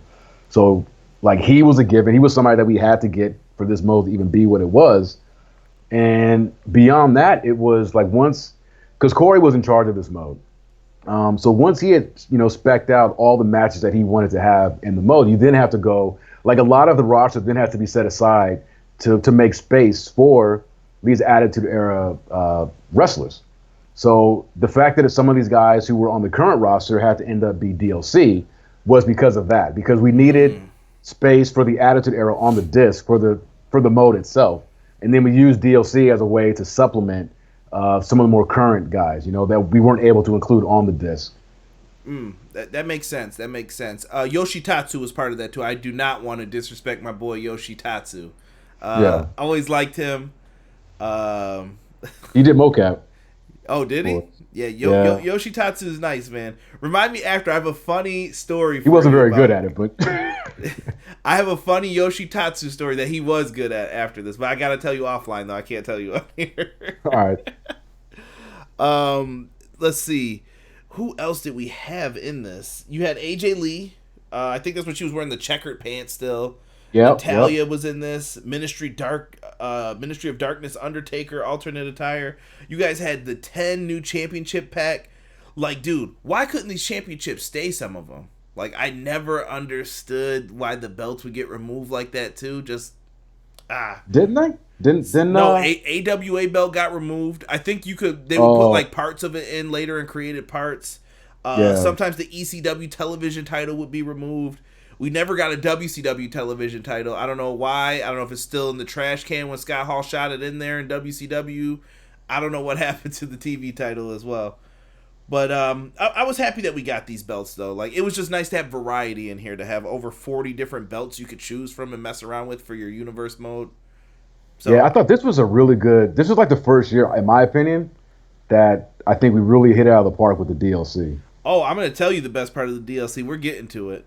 The You're Welcome in 5 Languages pack, I never understood why they had all that in there. I guess maybe because of Antonio Cesaro back then, and the Usos were in this. Layla as well. Layla, so underrated. And I ain't talking about wrestling skills, boys. I ain't talking wrestling skills. We even got Attitude Era legend Brian Pillman and Chainsaw Charlie. Terry Funk. Yeah. So those were nice too, man. But Brian, before we get to my favorite part of it, which is probably yours as well, I had to pump your brakes there real quick. I know you're ready to talk about that. The superstars. How come no D'Lo, bro? No D'Lo, no Test, Al Snow, or the Hollies. I had China written down too, but I already know why for that. Yeah. Well, I mean, obviously you can't get everybody in, and Listen, I just needed my Sky High, bro. That's it. That was my move. The Sky High and the Lowdown. Yeah, that would be a question. European title. We have to. That's a question for. We got to direct towards the homeboy Corey. He might have an answer for that. I can only surmise and guess that, they just didn't figure into the whatever matches that he had slotted for the mode. Because we stayed pretty high level with main event, upper mid to main event matches and everything. So that'd be my only guess. Hold on, I'm getting hit up now in here too for questions. APA were in this. I think they were the Acolytes though. I don't know if they had the APA attire. I can't remember now. They did have the APA attire. Okay, that was playing it the other day. Yeah. Shout out to Derek in the chat. I know that Derek was a big Acolytes fan when they used to have the weird drawings on the chest and shit. Derek told me so many funny stories, bro. I remember when I first heard about Billy Gunn's theme song. This is how, when I used to really watch wrestling as a kid, I could tell you like the episodes of Raw I missed. I missed this episode of Raw. I think Billy Gunn debuted the Ass Man theme on the episode Mankind Missed. I think that was when my mom was like tripping, like wrestling's too violent, they curse too much. I'm like, Mom, why are you tripping about this? And then she was just like, I don't want you and your brother watching it anymore. These guys are crazy. We miss it. Mankind wins the title. I was just like, really, Mom? We can't have this again. She's like, all right, you guys can watch it. I don't care anymore. Do what you want. I was just like, man. He told me. She's looking out for you. She's looking out for you. That's all. As a good mama should. Yeah, but I didn't get to hear Billy Gunn's debut of I'm an Ass Man theme. I thought my boy Derek was lying to me in school. He was like, no, he came out to a song. He's like, I'm an Ass Man. I'm like, bro, don't ever tell me that. Stop trying to be funny. He's like, no, dude, I swear to God. He's like, I'm not joking. And just so funny, man, to think of some of this stuff. Let's see here. Oh, PR Nightmare asked about Taz. Taz was working at a different company at the time. TNA.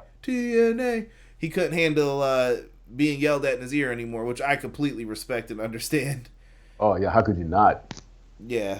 Who else was there? Vader. Here it is. MTO Ken Shamrock. He asked why in the Attitude Era mode did it end at WrestleMania 15 instead of X7 in real life?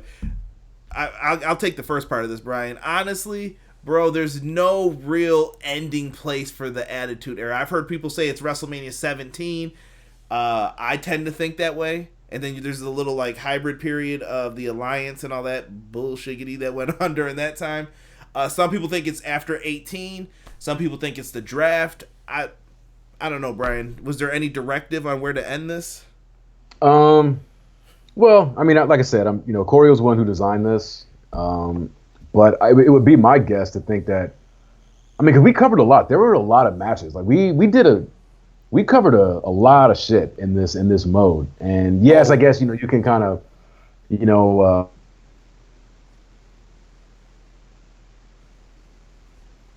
Uh-oh, did I lose you again?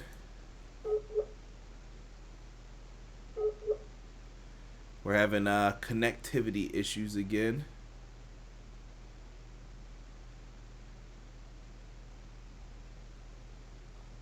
Not sure yet. But yeah, the Attitude Era, it just depends on where you wanted it to begin and start from, bro. To me, that's the main thing. Like, there's no set place for it. There's no exact, it ends here, it starts here. It's kind of what you want to believe it to start. Some people, I heard someone argue that it was 1996 the other day on a different podcast. And I'm like, it kind of makes sense for what they were trying to set up back then. So, like I said, it varies. Did we get Brian? You back?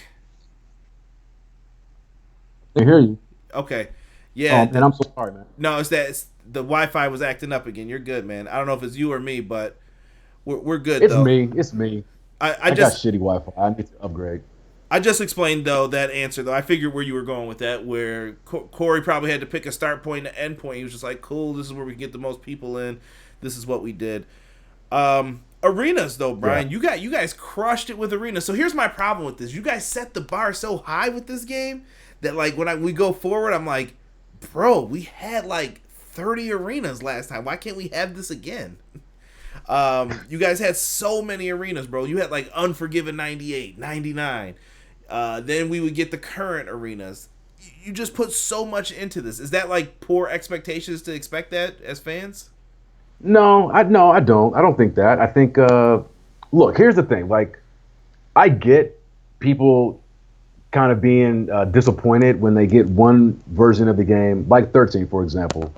And then the next game they get, it may not have everything that the previous game had.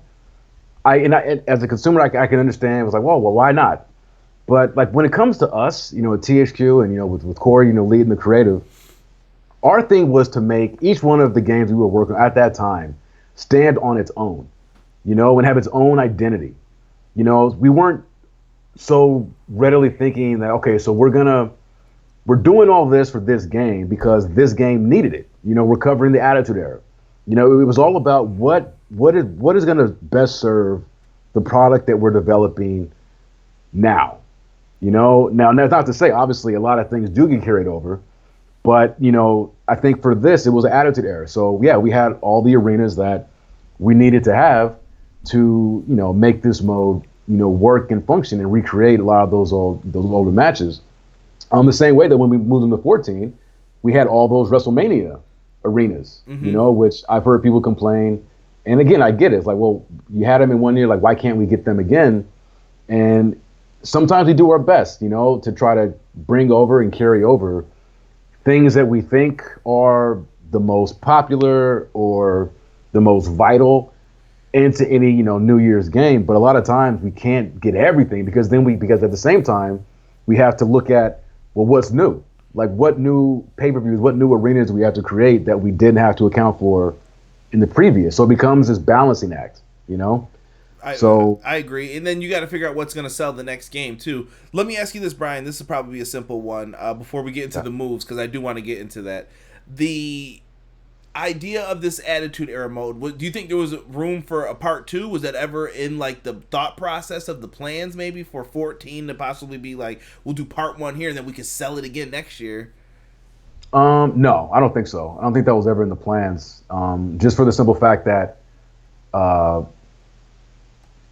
just me knowing Corey, and I'd agree with him about this. Like again, like I was saying, it's like, we always tried to do our best to make each one of these games we worked on stand on its own, apart, like its own thing, for better or worse.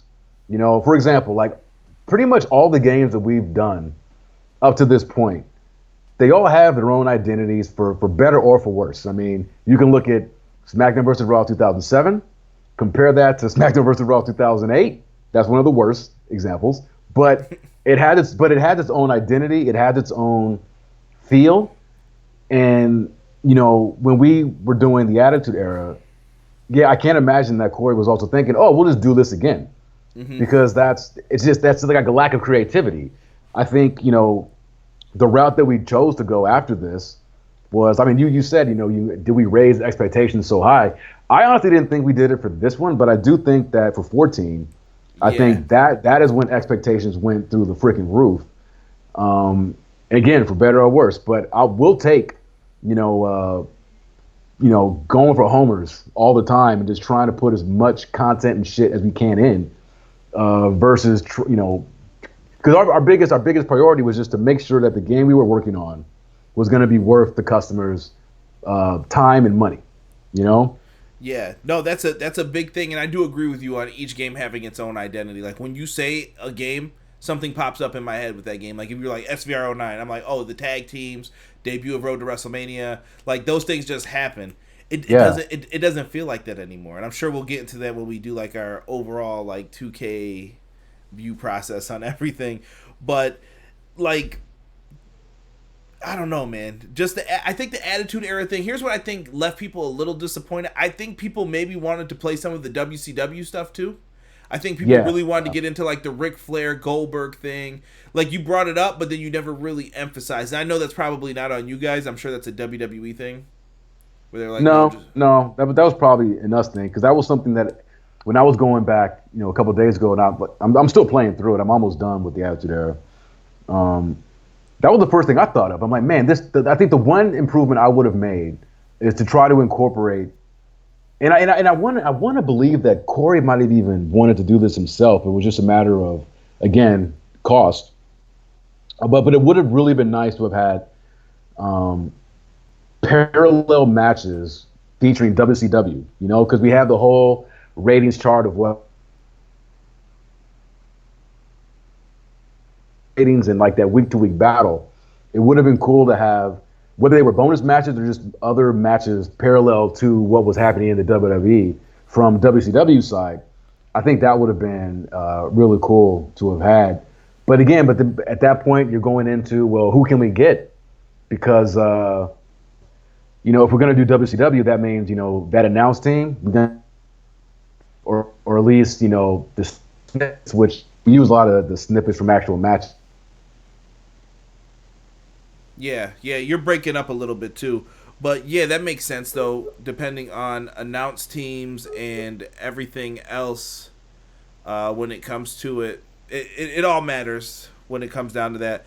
I just thought it would be cool if you could go through and actually play as some of the WCW feuds, like show Goldberg and why Goldberg was a big ratings draw, or show why it was a huge success when the NWO first came in, and it was because of maybe Hogan, Luger. But you can't have all that stuff, and you got to take time to account for what was going to happen as far as this works, this doesn't work, and how we were going to just make things happen with it. Let's see here. The next thing we're going to talk about is Moves Pack, but it looks like Brian's connection is acting up once again here. So, you know what? We're gonna call him live. We're gonna live on the show.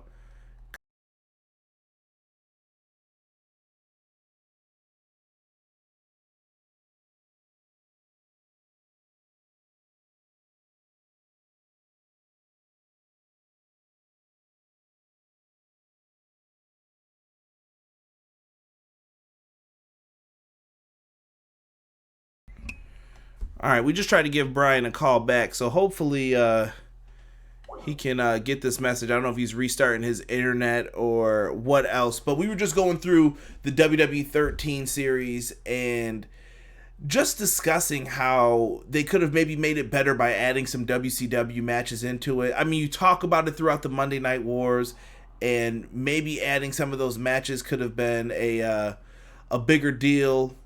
You could have just showcased more what WCW was about versus just telling us the story. I don't know. I just think that could have been a nice caveat, like other people had brought up before. And like I said, I'm going to try and call him again here. You guys can listen to it live. I'm just going to pause it for a second.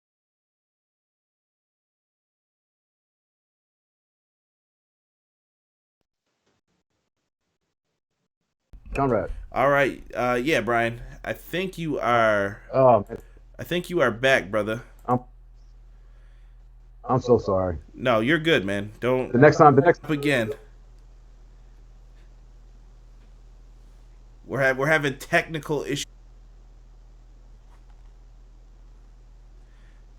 Looks like he's stuck. I don't know. I'll give him a second here. But yeah, we're just going over WWE'13 Attitude Era mode. If you guys have questions about it, we went through Mike Tyson already. The superstars in the game, why we were missing some of the superstars that, some people would have liked and seen, maybe like a D-Lo, Test, Al Snow, Hardcore Holly, Crash Holly, just different people like that. And hopefully we can get into some of the movesets here with Brian momentarily once he can get into it here. Unfortunately, it looks like he is not in right now. But as far as this game goes, though, did you guys feel like a lot of the face scans were off, too?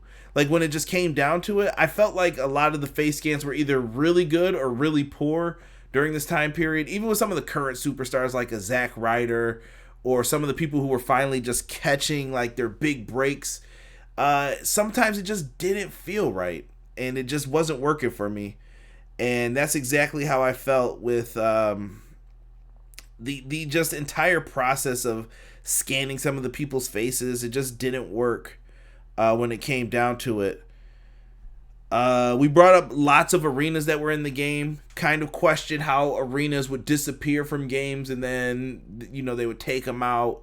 Next year we wouldn't have like the Unforgiven arena just because, and you just wonder, like, why can't we have the same thing that we had the year before? Bryan took his time to explain that to us as well. Just going through, and looks like Sick just put a question in here. Yeah, Sick, I'll hang on to this one once we can hopefully get Bryan back in here, man. Unfortunately, his internet seems to be crapping out on us tonight. Let me see if maybe we could just get Bryan via audio here, and we'll see if that works.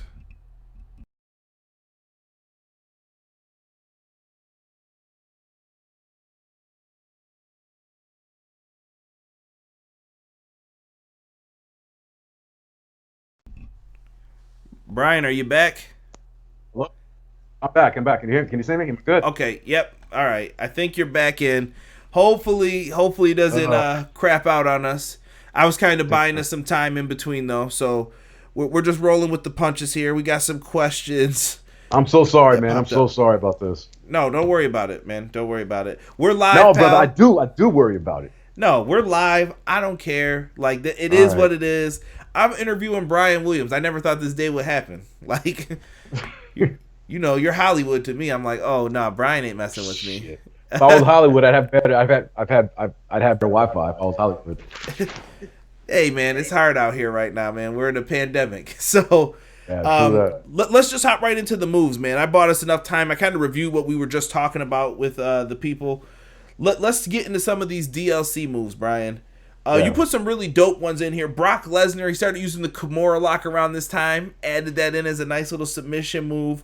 We had Chris Jericho's Lion Salt. I was just kind of like, I don't know why that had to get put in. But that goes back to, remember what I told you with Marcus and the kid who was putting the moves in. The Lion Salt got taken out a while ago by you. So it was nice to see that get reintroduced. The triangle drop kick was really dope. One of my favorite moves from this pack, the Heart Lock. Now, I was starting to just get into NXT at the time, and Tyson Kidd was using that as his finisher. I remember he beat, Michael McGillicuddy, I guess I have to say the name, Curtis Axel today. Curtis Axel, yeah. But yeah, he would lock that bad boy. I love that move. Like, Tyson Kidd and a lot of those guys were, like, just being rebuilt down there, and I loved NXT, like, during this time frame. Tyson Kidd is the homie, man. I love him. Him and Natty. They're friends. So it was, I saw him do that move, and I was like, I have to get this in there. This is too dope. Let me see. What else do we have? We have the top rope super German suplex. Boys weren't ready for that. That's some strong style, if you don't know.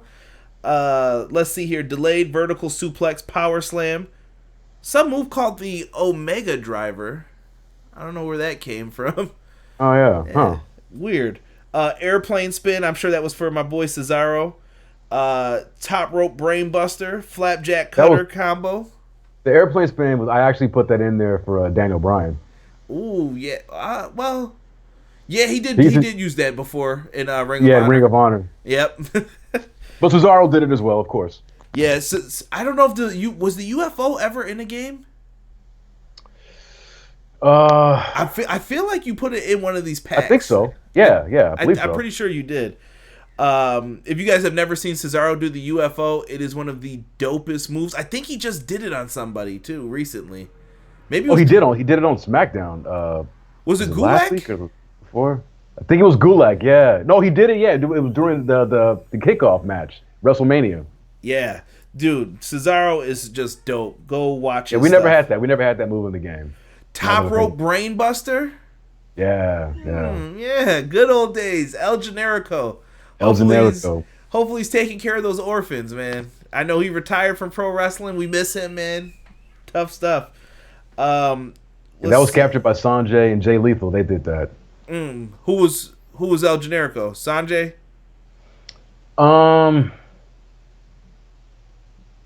No. I'm pretty sure that it was Jay who gave it to Sanjay. Okay. Sanjay Dutt, like I said, that moon stomp shit, bro, never on me, bro. I will cry. I'd be like, you know what? I'm not wrestling no more. I quit. I'm not taking that move. I'm scared. You guys had the flapjack cutter combo in here. I don't know if that was for like a DDP or who that was put in for. Maybe Rikishi? I don't know if he had that. He used to do that move, but a lot of guys did that move, so maybe it was just kind of like a solve everything with it. Yeah, maybe. Let's see. Small package driver. Seth Rollins. You know. The sleeper suplex. Jesus. My neck hurts just thinking about that. The Brock lock. Oh, yeah. People don't remember that. Muffler. Big Johnny, my muffler fell out. Look it up if you don't know what I'm talking about. Brian, you've seen that video? I did, yeah. Oh, cracks me up every time I watch that. Spinning double leg takedown. Fujiwara armbar. Pin up strong is a really dope move too. I don't know if a lot of people remember that. I think that was Natty's submission. Yeah, it was Natty's, yeah. Super dope. When her and Beth Phoenix were teaming up, kind of, they had the little tag team, I guess. What were they? The Divas of Doom? Divas of Doom, yeah. Yeah, they were good. Let's see here. Lift single underhook DDT. That was, what was that, Bloody Sunday? Yes. Yeah. Prince Devitt, we'll say. Yep. Corner back elbow strikes. I can't remember who I'm trying to think of who was doing those at the time. Okay, so basically, like this first moves pack, what I did is that I went in and I did two things, because I know we had removed a lot of moves from the previous games for reasons that I explained on past episodes, and so I took this DLC pack to do two things: to basically add in basically just dope moves that other wrestlers and other promotions were doing, and then to also fill the gaps of a lot of kind of classic or basic wrestling moves that the game just needed to have. You know what I mean? Mm-hmm. So that was my modus operandi with this first DLC pack for the moves pack. Dope. Now, as far as the move pack goes, I also like something else that you did with the moves this year, and I'm pretty sure this was you, because I remember an interview, I think, with you bringing this up. The making moves look less awkward with some of the people. So let's say a small guy was supposed to do a clothesline on a bigger dude from behind, and it would just look really awkward, and instead it would flip the move to him doing a drop kick instead. Like, they had certain moves that would just, make it look better, versus, that clothesline would look awkward from that angle. Just have him do a drop kick instead. So right.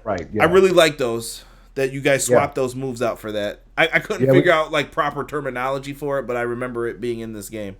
Yeah, contextual moves. So like if you were, doing something, like you were gonna, use an attack that was normally used against the front of an opponent.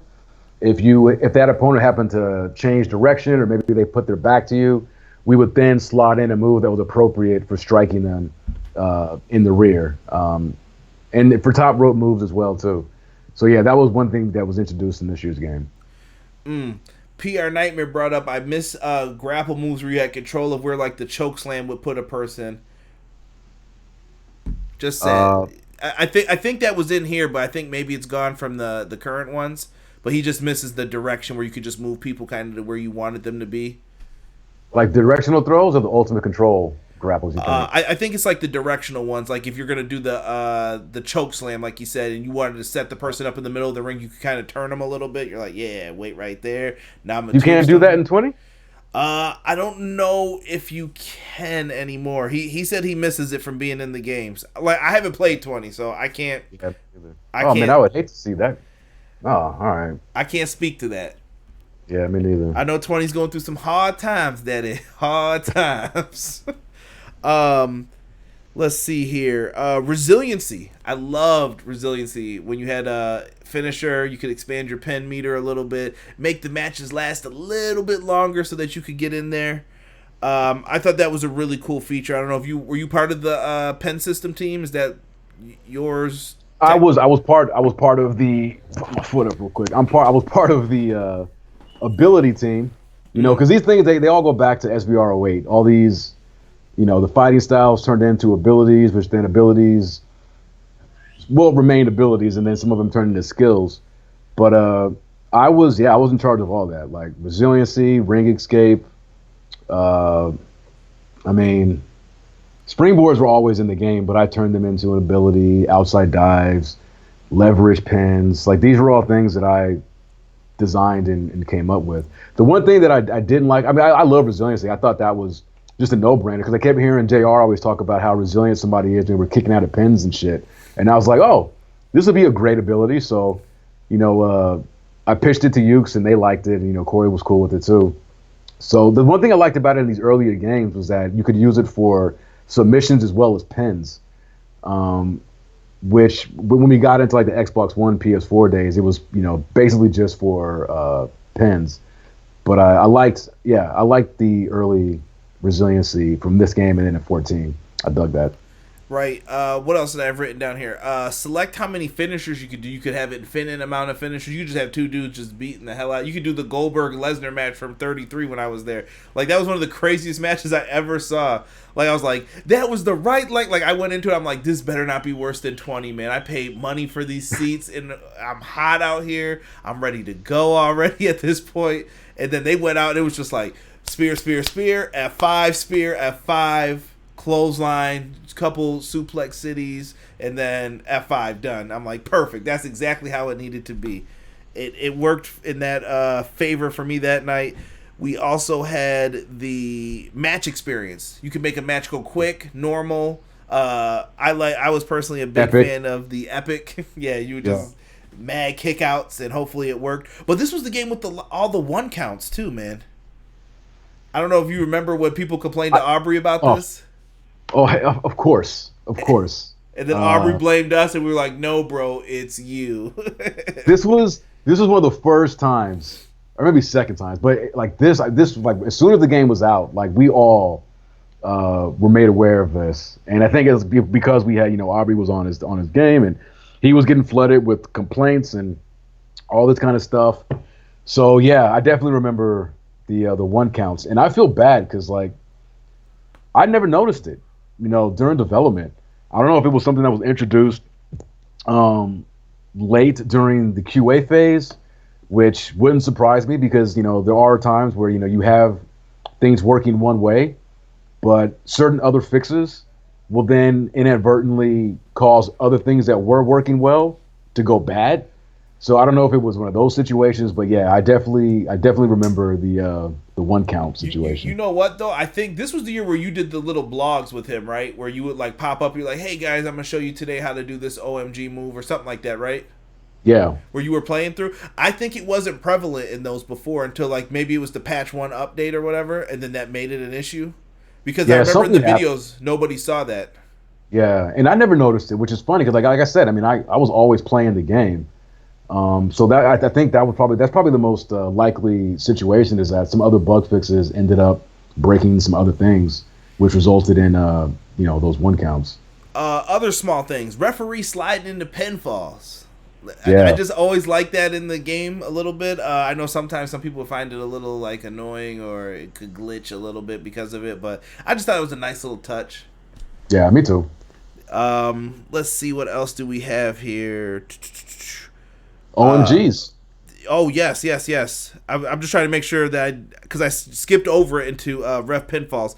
Tables. Oh. You could do moves on top of the table finally. Like I said, dude, these games had this like No Mercy-esque, like you guys started putting stuff in from then, like get on top of the tables. Now you can get rock bottom through the table and everything else. And you know what? Honestly, when I was watching this, I missed the freedom to like suplex someone just through the table from the outside. We don't have that. Me too. We don't have Me that too, anymore. man. I don't know. Not that it wasn't a bad idea. I get they were trying to make the game look better in future iterations, but I'm just like, damn, dude, I missed that. Like, it was so good back then too. And speaking of moves, PR Nightmare wanted me to correct myself. He was talking about the user control moves from back in the day, the fall away slams and stuff like that. Okay, yeah. I think we got rid of those. Yeah, we did. We got rid of them in 12. I want to say. Yeah. Yeah. OMG moves and catch finishers though, Brian. What do you think of these puppies? These were game changers, I felt. Yeah, so this was another feature that was originally pitched to us by Yuke, and it started out.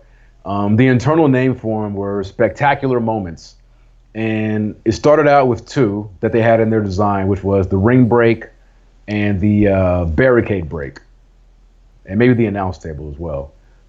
But they were the ones that pitched this, and I was put in charge of working with them on the design, and basically working with Yuke, we figured out, okay, well, how the OMGs were going to function, in terms of the momentum system, and like when you have a finisher stored, this, that, and the other. So once we got the basic functionality of it down, I then went and it was already agreed upon because the ring break was a big one, obviously. And once they got that working and we saw the first build of that functioning correctly, then it was like, okay, now we have to, expand this thing to other, moments. And so I was when I came up and pitched, the remaining OMGs, the apron DDT, the ring post where you smash the guy with the big boot with his face into the ring post. I took that from Hernandez. I saw him do that in TNA, and I was like, oh, that'll be dope. So I added that one. The outside superplex where you could begin a superplex inside, but then dump the guy outside the ring. I pitched that, and I got that from having watched an episode of Superstars with the homies Trent and Kalen Croft and the Dude Busters. TJ. The Dude Busters. TJ was in there with Harry and the Usos, and they did, I'd always seen that move teased, but that was the first time that I'd ever seen the move actually executed. And obviously, the guy who got dumped out was caught by the guys that were ringside. But when I saw that happen, I was like, okay, that's the next OMG. Let's throw that one in there. Oh, so you were just watching and just checking boxes like, yep, that's an OMG. That's an OMG. Oh, yeah, man. I mean, that's the fun of the job, the catching finishers. I came up with that. A lot of it just based off of seeing Orton catching fools out of midair with the RKO. That was dope because this was right after Evan Bourne and all that stuff happened with him going for the shooting star press, and he nailed it. Good stuff. And Cena would catch people all the time too. Yeah, and did the double finishers, were they in this one or were that in 14 where they were implemented? I forget. I think it's 14. I don't have it in my notes. Yeah, we have the double finishers or something. Yeah, again, I not to toot my own horn, but toot. I was like the OMG czar, and I was one that came up with the name OMG because we kept calling them Spectacular Moments, and I was like, all right, first of all, we're not gonna have HUD on the screen that says Spectacular Moments. That's a long ass piece of text, and it was just around the time that the WWE had released. Remember that DVD of OMG Moments? Yes. I saw that, and I was like, money. You should brand it that. It's in keeping with WWE. It fits. It's small. You can see it on the screen. It's like, boom, that's perfect. So OMGs became a thing, and yeah, it was always fun. I had so much fun just coming up with crazy shit to add to it. As a fan, Brian, I support that decision. That was the wiser choice. I think I remember someone else in an interview saying that they were going to call them Spectacular Moments or something. I was like, dude, that's horrible. Way that's too tongue twister for your interviews and stuff, too, before the game comes out. If you do this Spectacular Moment where I'm just like, it's too much, bro. Keep it simple. Too much. Way too much. New match types, man. You guys have brought back the special guest ref. I was sad ref shirt a little bit, but special guest referee needs to be in the future games. I don't know what is so bad about this mode that it sucks. I'm like, dude, you press one button half the damn time. Like, come on, man. I know maybe it's worse and maybe it's not that easy, but put it back in. It's fun. All right, it's just fun with the friends. As long as you don't take everything too seriously and throw the controllers, you'll have fun with this, man. I was just watching Dank Ops and I think CM Pulse and a couple other guys play, and they were just having fun laughing at this, and they were two refs screwing each other out of the matches, and I was just like, dude, now that's fun. That's just pure fun. I think they're playing Here Comes the Pain. And I'm like, I saw that thumbnail on YouTube. Yeah, I think Xavier Woods was in there too, and I'm just like, dude, why can't we have this today, bro? It's not like, I don't know. It just hurts me. And all right, go ahead. Here's the thing about that match type in particular. You're right. For this match, special referee, there's no way that this match type cannot exist in any wrestling game. And honestly, I don't give a fuck what kind of time constraints you're under, because programmatically and just in terms of the work involved, this is nothing compared to any other type of match type that you can design and implement into a game. So I think, one, we were glad to bring it back because we were getting a lot of feedback from fans about how they missed this match type. And honestly, the only reason that it was even removed was we just didn't think that people were spending a lot of time in it, But once we started, hearing, feedback from the fans, it's like, all right, let's bring it back, because honestly, it's in terms of cost and time spent towards development of this particular match type, it's cake. You heard it here first, folks. Cake. I Quit matches were brought into the game. These were a little different. They were kind of weird from the old way where you just stick the microphone and you never knew if the person was going to quit until it flashes across the screen. So this was different, but I do like parts of what you guys added, like the you get in someone's face a little bit, like, yeah, you better quit, you piece of so and so, and it would shake a little bit more. You guys added some cool things into there for this. I thought it was dope. Yeah, I designed this match type. Ultimately, I'm okay with how it turned out, but this was not. I mean, originally, most of the intimidation, like when you press B to force the referee to see if he wants to quit, and then being able to taunt and intimidate the guy into quitting by having the meter shake, were things that were all part of the original design. But I was really, really, really pushing to get the voiceover for the superstars implemented, so that when they did quit, you got that satisfaction of hearing the actual wrestlers saying, "I quit." Ultimately, it was, I guess, too much of an ask, and so I basically just had to settle for what ended up being, the match itself. But yeah, I mean, I've heard mixed things about it. I know there are some people that some that love dug it, it. some hate it. Yeah, I'm proud of the work that I did on it. I mean, ultimately, yeah, I was hoping for more in terms of the presentation, because for me, my big selling point on it was the fact that, I mean, we got to have the voices in there, Right. It's like, I think that would have added to it too, especially for the Rock match type that was in with Mankind. I watched that live. Like, that was such a brutal match. And that's the main thing you remember is the "I quit, I quit." Okay, it's over. And how satisfying it would have been if you could get to that point and actually hear, the superstar, verbally, quitting the match. But now, how would you get everybody to do that, though? I mean, would the sound team go out to them, or would they just have to send a little sample clip of them saying it? Is it that simple?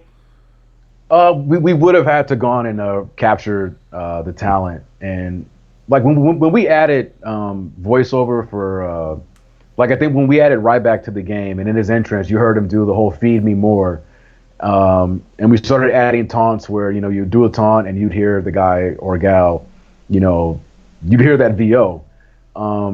We record that in the same way where, like, when I recorded Ryback, for example, and like the Primetime Players, for their entrance, I was flown out to WWE. I think I went to a Raw, and I was there backstage, and whenever they had time, me and my coworker Steve Eastless, we set up. They gave us a small little backroom area where we kind of made this makeshift studio, and whoever we needed, we just brought them into the booth, told them what we needed from them, and just recorded that way. So we could have done it like that, or during their off time. A lot of times, if we needed to record announcers or voiceover from superstars for Road to WrestleMania or whatever, we, depending on where they were located, we'd rent out a studio. We'd have one of the designers fly out with, again, my boy Steve Eastless, and record with them there. Sit with them. Kind of direct their VO. So I didn't think it was definitely possible. I think just based off of how big the roster was, and it didn't seem likely that we'd be able to get everybody. It just kind of became too grand of a thing. So, not mad at it though. That it's a tough ask. I could imagine that being just like a pain too, to try to get as many people as you can in there to do it. What was the next thing I wanted to bring up here? We brought up that we had King of the Rings. You guys updated the Inferno match a little bit, added some cool minor things in there if you guys want to check that out. I love the retro cage designs you guys put in. The blue steel cage and the black one. You guys had the Hogan cage, like oh damn, this is gonna hurt. Yeah, I love that original old school blue cage. Yeah, the one, like you said, the prison bar cage. Like that's a cage right there. Yeah, I was thinking like Bossman and Hogan, or Hogan and Bundy, because they couldn't climb through the mesh cage because they had those big ass feet. I got big feet too, so I know the pain, like trying to hop a fence. Hopping the fence ain't easy for me as it is for other people because my toes don't fit into the slots. So I know Hogan. I feel you, brother. Let's see here. You guys have 40 titles brought in. Create an arena. You guys added stages to it. I thought that was a nice touch, dude. Yeah. And you could tell what stages were added in. You could do so much with those. Yeah. Shout out to the modders too, like figured out how to like move them forward and stuff, and then cut.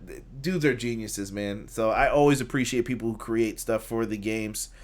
Me too. Edit a belt. You guys kind of brought that in, kind of like the superstar threads.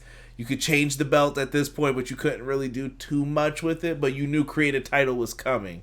This was the start of bringing back Create a Championship. Yeah, it was the tease. I always call it the strip tease a little bit, like, oh, not naked yet. Bow. Yeah.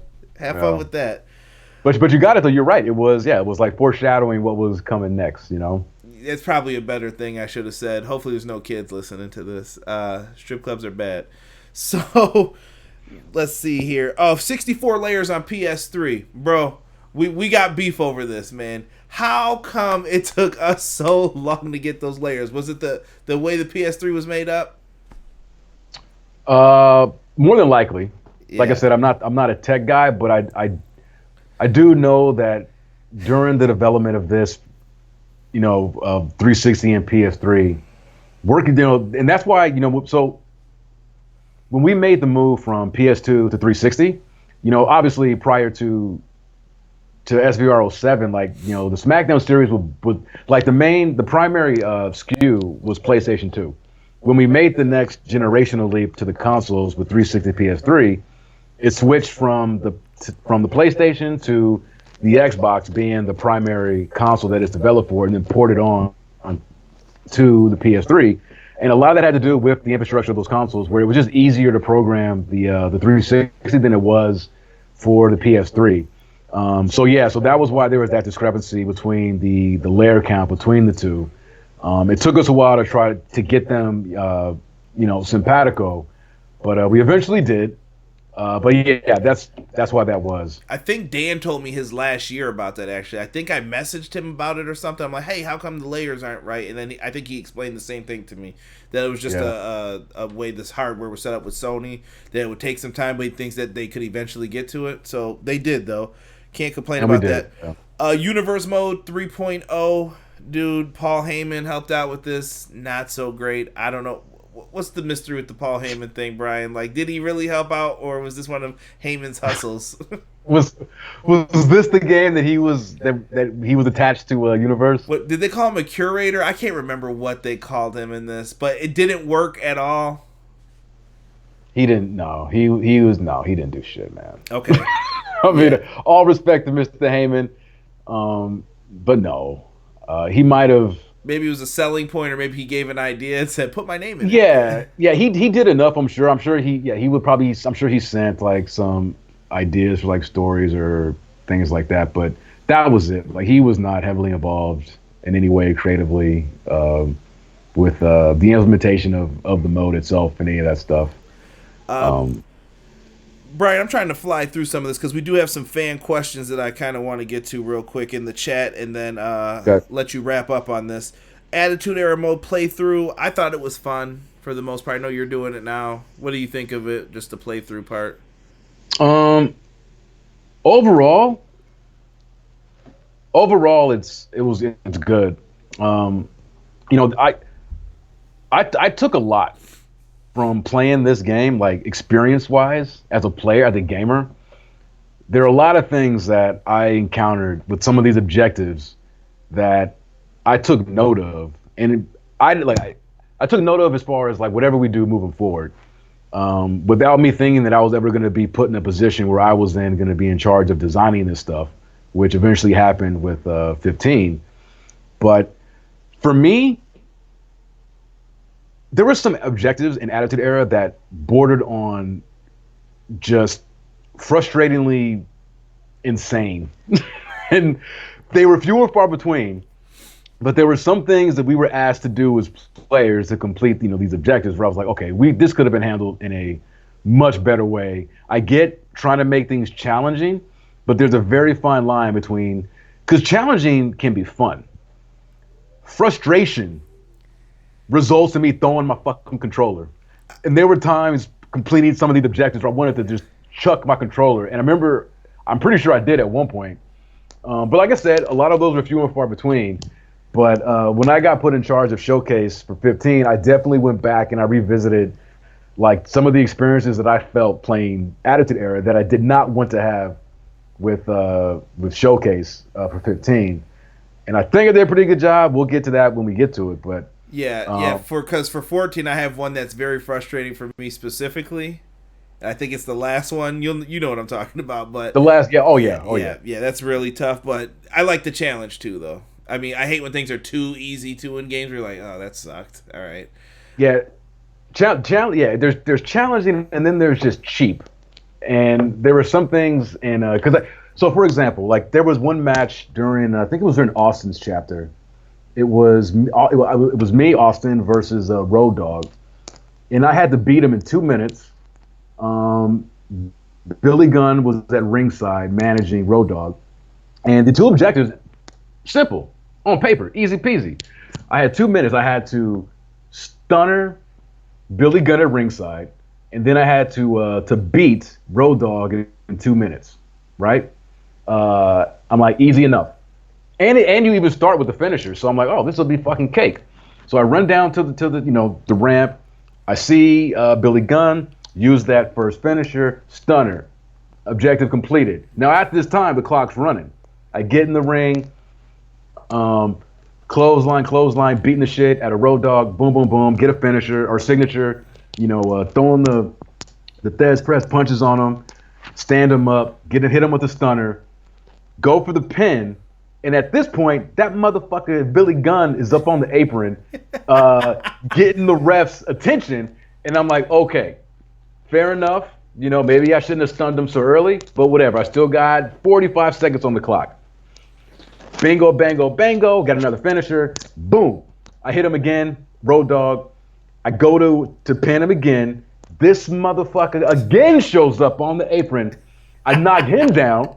I knock Billy Gunn to ringside. I get back, and like time is ticking down. I stand up Road Dogg. I hit him with a DDT, not a finisher, but I hit him with 2 already. I cover him. 1, 2. The ref stands up and is again talking to Billy Gunn. I was like, okay, this is madness. And I just said, fuck it. I tried 3 times. I said, fuck it. I'm just gonna. I don't care about winning that unlockable. I just want to advance. So that was very frustrating to me, because having did the design work for 2K15, there are ways that you can mitigate all of those fucking things. Like I designed the fuck out of all those objectives. Like not just saying, Yuke, here's the objective. When players do this, boom, and then it clears. It was like, no. Or could have been Billy Gunn just stayed on the floor after the stunner. Right. Yes. And I did that. And that's the thing that I learned is that when you're doing these objectives, like you really are, the Vince McMahon to Tony Khan. Like you have complete say about fucking everything. So having the experience that I've had working on 15, I look at this 2-minute challenge. I leave the 2 minutes. That's fine. But once you stunner Gunn, I would have in the design. I would have specced out. once the player successfully hits him with that stunner, he is fucking kaput at ringside. He is not coming back. You know what I mean? So that eliminates one nuisance. And then it also probably would have turned off to use ring escape because he would use that and just avoid me. And I'm like, I'm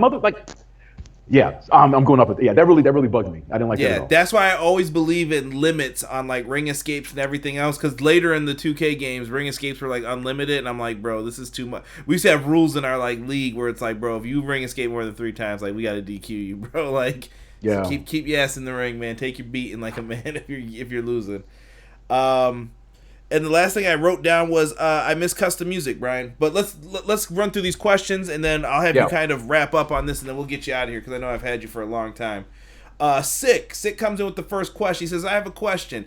Any ideas as far as features in the game that you guys discussed in the conference room with previous games that never made it into them that you are able to talk about? I mean, I can talk about anything. I'm just trying to Is there one idea that sticks out that you were like, oh, we were close to doing this and we just didn't get the chance to?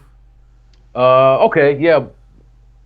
There's one thing that I've been wanting to get in the game forever, which I never, not gonna be able to get in now. Before you incriminate yourself, is this something you want to share now, or is it something that you may want to use later? No, I'll use it now. I mean, it's not a big thing. It's just a small thing. It's like the first thing that jumped out. So when we made the change, like when I redesigned the corner position, to include being able to place the opponent on the top rope to do like superplexes and all that kind of shit. Mm-hmm. I originally designed that to be where if you place the opponent on the top rope, and let's say you went for you would initiate a grapple on him to do a superplex, top rope brainbuster, any type of avalanche type move, that if the defender reversed that grapple attempt, it would basically transition into a back and forth struggle on the top rope where, you're both trying to gain the advantage of the position, almost like a collar and elbow. Like if you if you grapple at the same time, you got to press the button to like see who gains control. So you get into this little, back and forth skirmish on the top rope. Now, during this mini game or this back and forth, if you were in like a triple threat or a fatal 4-way, if another superstar grappled, the two superstars in that position as they were in that game, it would then transition into that third wrestler performing a Tower of Doom superplex on the two guys. You know that one spot that I'm talking about? I hate Tower of Doom spots if you watch my reviews. I get so mad when I see them. I'm like, shitty Tower of Doom spot. I feel like they're so overdone today. I'm just like, give it up, guys. Give that up. I've always been a fan of that spot, and I just thought that would be a clever kind of way to get that implemented. And even to this day, my coworker Yamamori-san, because he wanted it in too. He always still teases me about the fact that we never got that thing in because he knew how much I wanted it. But there's one example just off the top of my head. But I'm sure that, man, there's all kinds. I mean, it's hard to kind of just pinpoint one. I mean, because that happened. It was like such a normal thing part that happened all the time. Probably like I want this. Yeah, like every year there was always stuff. I mean, that myself, that Dan, that Justin, that all of us would throw out there. That like once it kind of it's turned down, you just put your focus on next. Right. But yeah, I mean, I tried to bring back GM mode. We talked about that, pitched for that a little bit. But yeah, I'll try to think more on it. But yeah, that's all I got right now. Mr. Cameron Khan is coming in here. Cameron, I hope you're still in here. He has asked at least 2 or 3 times about a Here Comes the Pain remastered. Brian, I don't know if we could put this in any more layman's terms for people.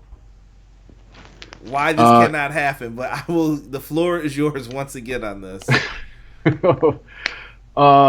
The red tape involved with the licensing alone will just be way too much. So that's the simplest way I can say. It's hard to remaster. It's easy to remaster or remake a game like a Final Fantasy, which is something that is an original IP of Square Enix. and they own that game. They own everything, the characters, all that.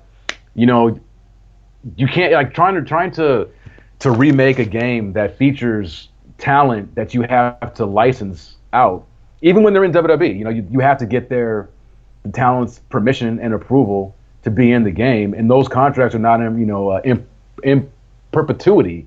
You have to get everybody to re-sign, and there's just, I mean, like I said, yeah, just licensing wise and red tape and everything. It's just it's an impossibility.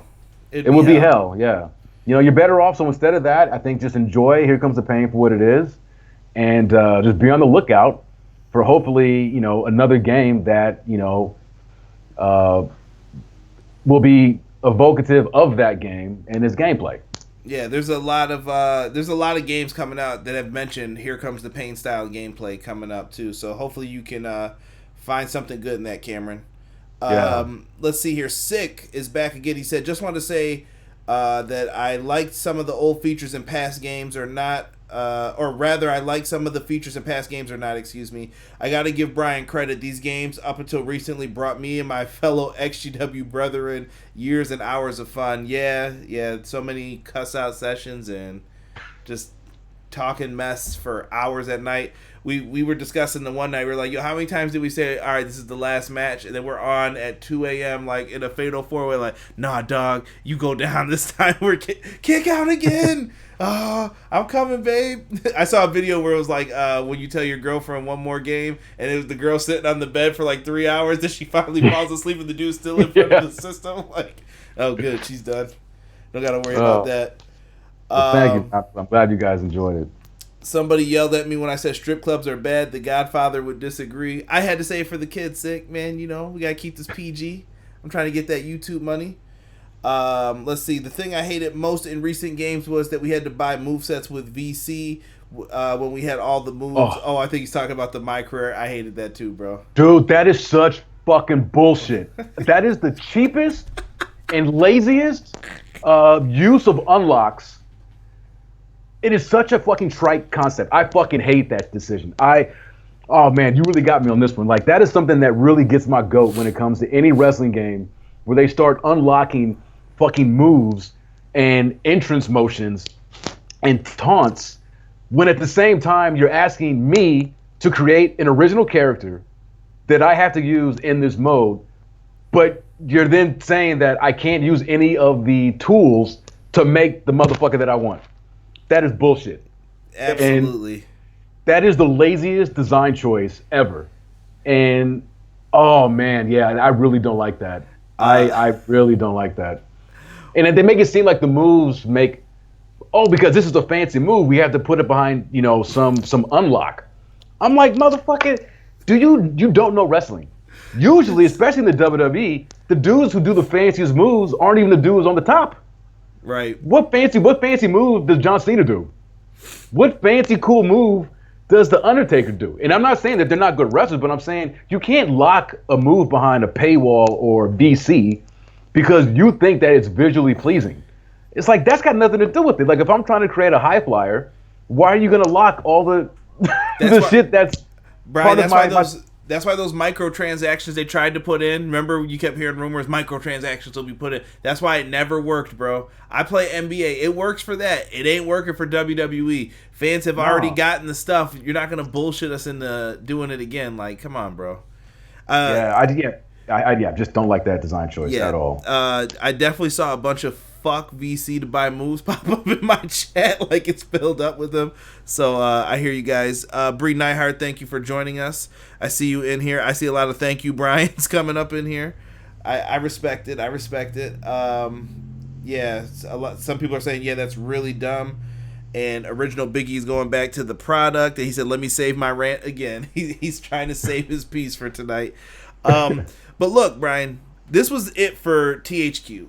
I know a lot of people blame the U-Draw tablet. I saw someone send it to us when I put up that we were going to talk about this today. You want to know what was the end of THQ? And then he sent me the little Wii U-Draw tablet shit. I don't know when it happened. But this is more so about you, Brian. Like, that's what this series is really about. It's kind of Brian's time while working on these games. I wanted you to kind of give your final thoughts on THQ, man, before we end this, because next week we're going to be talking about this game with, I use the Daniel Bryan cover just because that's my boy, so I got to show some love.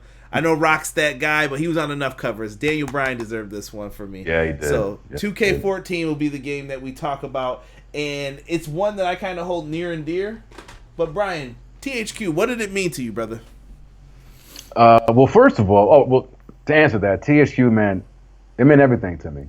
I have a lot of fond memories about THQ. Not the company, but I say not the company, but but in terms of the people that I met, the people that I worked with, friendships that I have to this day. THQ was the place that gave me my start. But I will say that you are wrong about this being THQ's end. That was 14. I know that the cover says WWE 2K14 on it, but when that game first came out, it was WWE 14. Mm-hmm. Well, that game was that was the last game that was developed internally at THQ in our office in Agura. 2K didn't get involved until, the game was damn near done. They eventually, once they took us over, the art changed to the 2K14 of it. But that for me is what I consider, like, that was the final THQ developed game. Because let me tell you why I said that. Number one, I promise you guys I'm not dumb. I knew that THQ made 14. Easily, you could just tell by the way it plays. Also, the reason I said that was because I think 2K was announced in the middle of 13. You know how you guys do like those the sales and everything with it? I remember 2K was promoting WWE'13 being sold at one point, like, oh, you can get WWE'13 for this price, and that was in the lead up to 14 coming out, and they came in. So I know it's a 2K product in name only, but I know fans see it as kind of like, okay, this was like the changing point in between two. Yeah, I know 14's the real like end though, like that's when it was over. That's interesting. Because for me, and again, I'm old and I drink too much, so maybe my memory is not what it used to be, but so 13 was developed in 2012, and to my recollection and knowledge, so in 2013, as we were starting work on 14, is when we all kind of figured, all right, that that this company wasn't lasting. The reason Dan, left was because Corey had to reduce headcount, and he had to choose one designer over the other, and Dan had to go. A lot of people were let go, not just on our team, but just within THQ in general. So, it was definitely the writing was on the wall. And yeah, that tablet definitely takes a lot of the blame for why THQ went kaput. But it was also Homefront. They invested a lot in the Homefront into a game that, had you played it for any length of time, like 5 or 6 minutes, you would have seen that it's not the game that the higher ups were touting it to be. So it was, for me, it was a 1-2 combo of that, and then that U-Draw tablet fiasco. But it was sad towards the end. When I started my first year on working on the design team for WWE, our Christmas party was at what was it called? It was at this venue in Agura Hills. I forget the name. I saw Dave Chappelle perform there once, but it's this like concert type, not a concert type hall, but a music venue / comic venue, whatever. And we would have our Christmas parties there. All you can eat, shrimp, scrimps, and lobster and steak, roast beef. They had 3 open bars, karaoke machines. It was fucking fantastic. Like, I basically just wanted to do my job well so I wouldn't get fired so I could go to the next Christmas party. Like, that's how fun those things were. To go from that, and not to mention that all of our company meetings will be held at the hotel across the street from our office building, like a Marriott, and this really big hall space. So to go from that to fast forward to 2013, or I'll say the middle of 2012, and our Christmas party was in the lobby of THQ, no food, had some, champagne and beer, so I won't complain about that. Our meetings had went from that Marriott across the street to all of the remaining employees gathered at the foot of the stairs in the main entryway of the office, and that was it. A lot of good people lost their jobs and didn't receive any compensation, any benefits, and we were the lucky ones. The people on the WWE team, because 2K came in, and I'll always be thankful that they did. They rescued us from a bad situation, but it was very sad, man. And I will never forget that final day. I say the final day because technically once the doors officially closed, we still remained working out of the THQ office once 2K took us over. We were the only ones there, doing stuff for 14. But that officially last day was it was equal parts. I mean, it was heartbreaking because you're saying goodbye to people that you probably figure you're not going to see again. Some I have, honestly, because the video game industry is a small industry. But it was it was a cross between like that last day of high school, when school's out for the summer, where everybody's just walking around drinking beers, just drinking. They opened up the cafeterias, so everybody was just going in and just taking whatever they wanted, food wise, drink wise. All the equipment, consoles, video games. We used to have these cabinets where we would store video games for reference. So anybody could go and just use the library to kind of check out a game if they're trying to see what a competitor is doing or see how it compares to what they're working on. We had this immense collection of video games. That thing was opened up and people were just going in, taking what they wanted. It was a surreal day, especially in light of the fact that we were going to have to show up the following day, or if it was on a Friday, that following Monday, and come to an empty building. So my feelings with TSU are complicated, but overall, very good memories, and it's in terms of the people that I worked with on the WWE franchise. Corey Ledesma, who I've mentioned a lot so far. He was a great boss to me. He gave me my chance. He took a chance and a bet on me, and I'm still doing this thing. Getting able to work with my friend Dan Ryan, Justin Leeper, the project managers that I have, Frank Bowen, who anytime I needed anything from WWE, I just go to Frank the Tank, and I'd be like, hey, Frank, that Lord Third that Undertaker uses now where it's smoky and it all comes up? And he's like, no, I have no idea. I said, well, I need it. And he was like, all right, well, just send me a clip or something on YouTube and I'll reach out to WWE and see what I can get. Just the camaraderie that we all had was something that I will never ever forget. And I cherished it then, and I cherish it now that it's gone.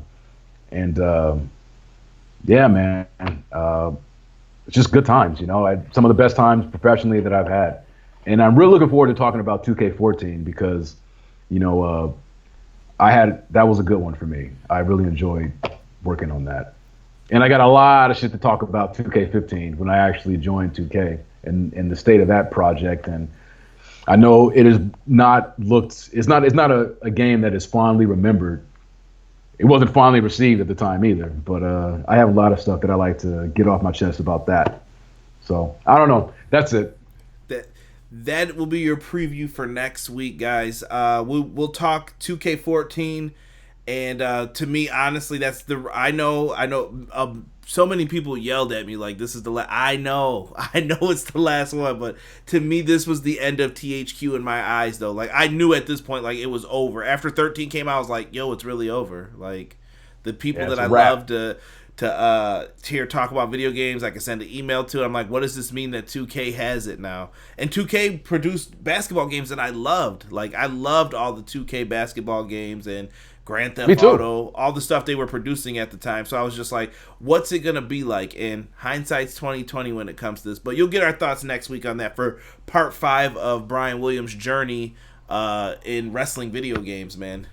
Hey, can I do a quick plug real quick? Go ahead. So we mentioned Aubrey Sitterson, who was he was the community manager. He's a good friend of mine. He's a comic book writer. You guys have probably seen this. Mm-hmm. The comic book story of professional wrestling. My homeboy Aubrey Sitterson wrote this. It's an amazing graphic novel. It's dope as fuck. So I just recommend it if you guys haven't read it or anything. I think there's a Kindle version of it, but definitely check that out. Aubrey's he's one of us, you know. Oh yeah, he's definitely. I remember he had a podcast. Part of the reason why I have one of these now too. I used to listen to his with Shayna Baszler and a bunch of people on him. See, Aubrey, I was listening, bro. So yeah, man, check that out though. That's definitely a great book to pick up if you're a wrestling fan. And me and Bryan will be back next week to talk WWE 2K14 and 2K15. Yes, sir. Peace. Peace.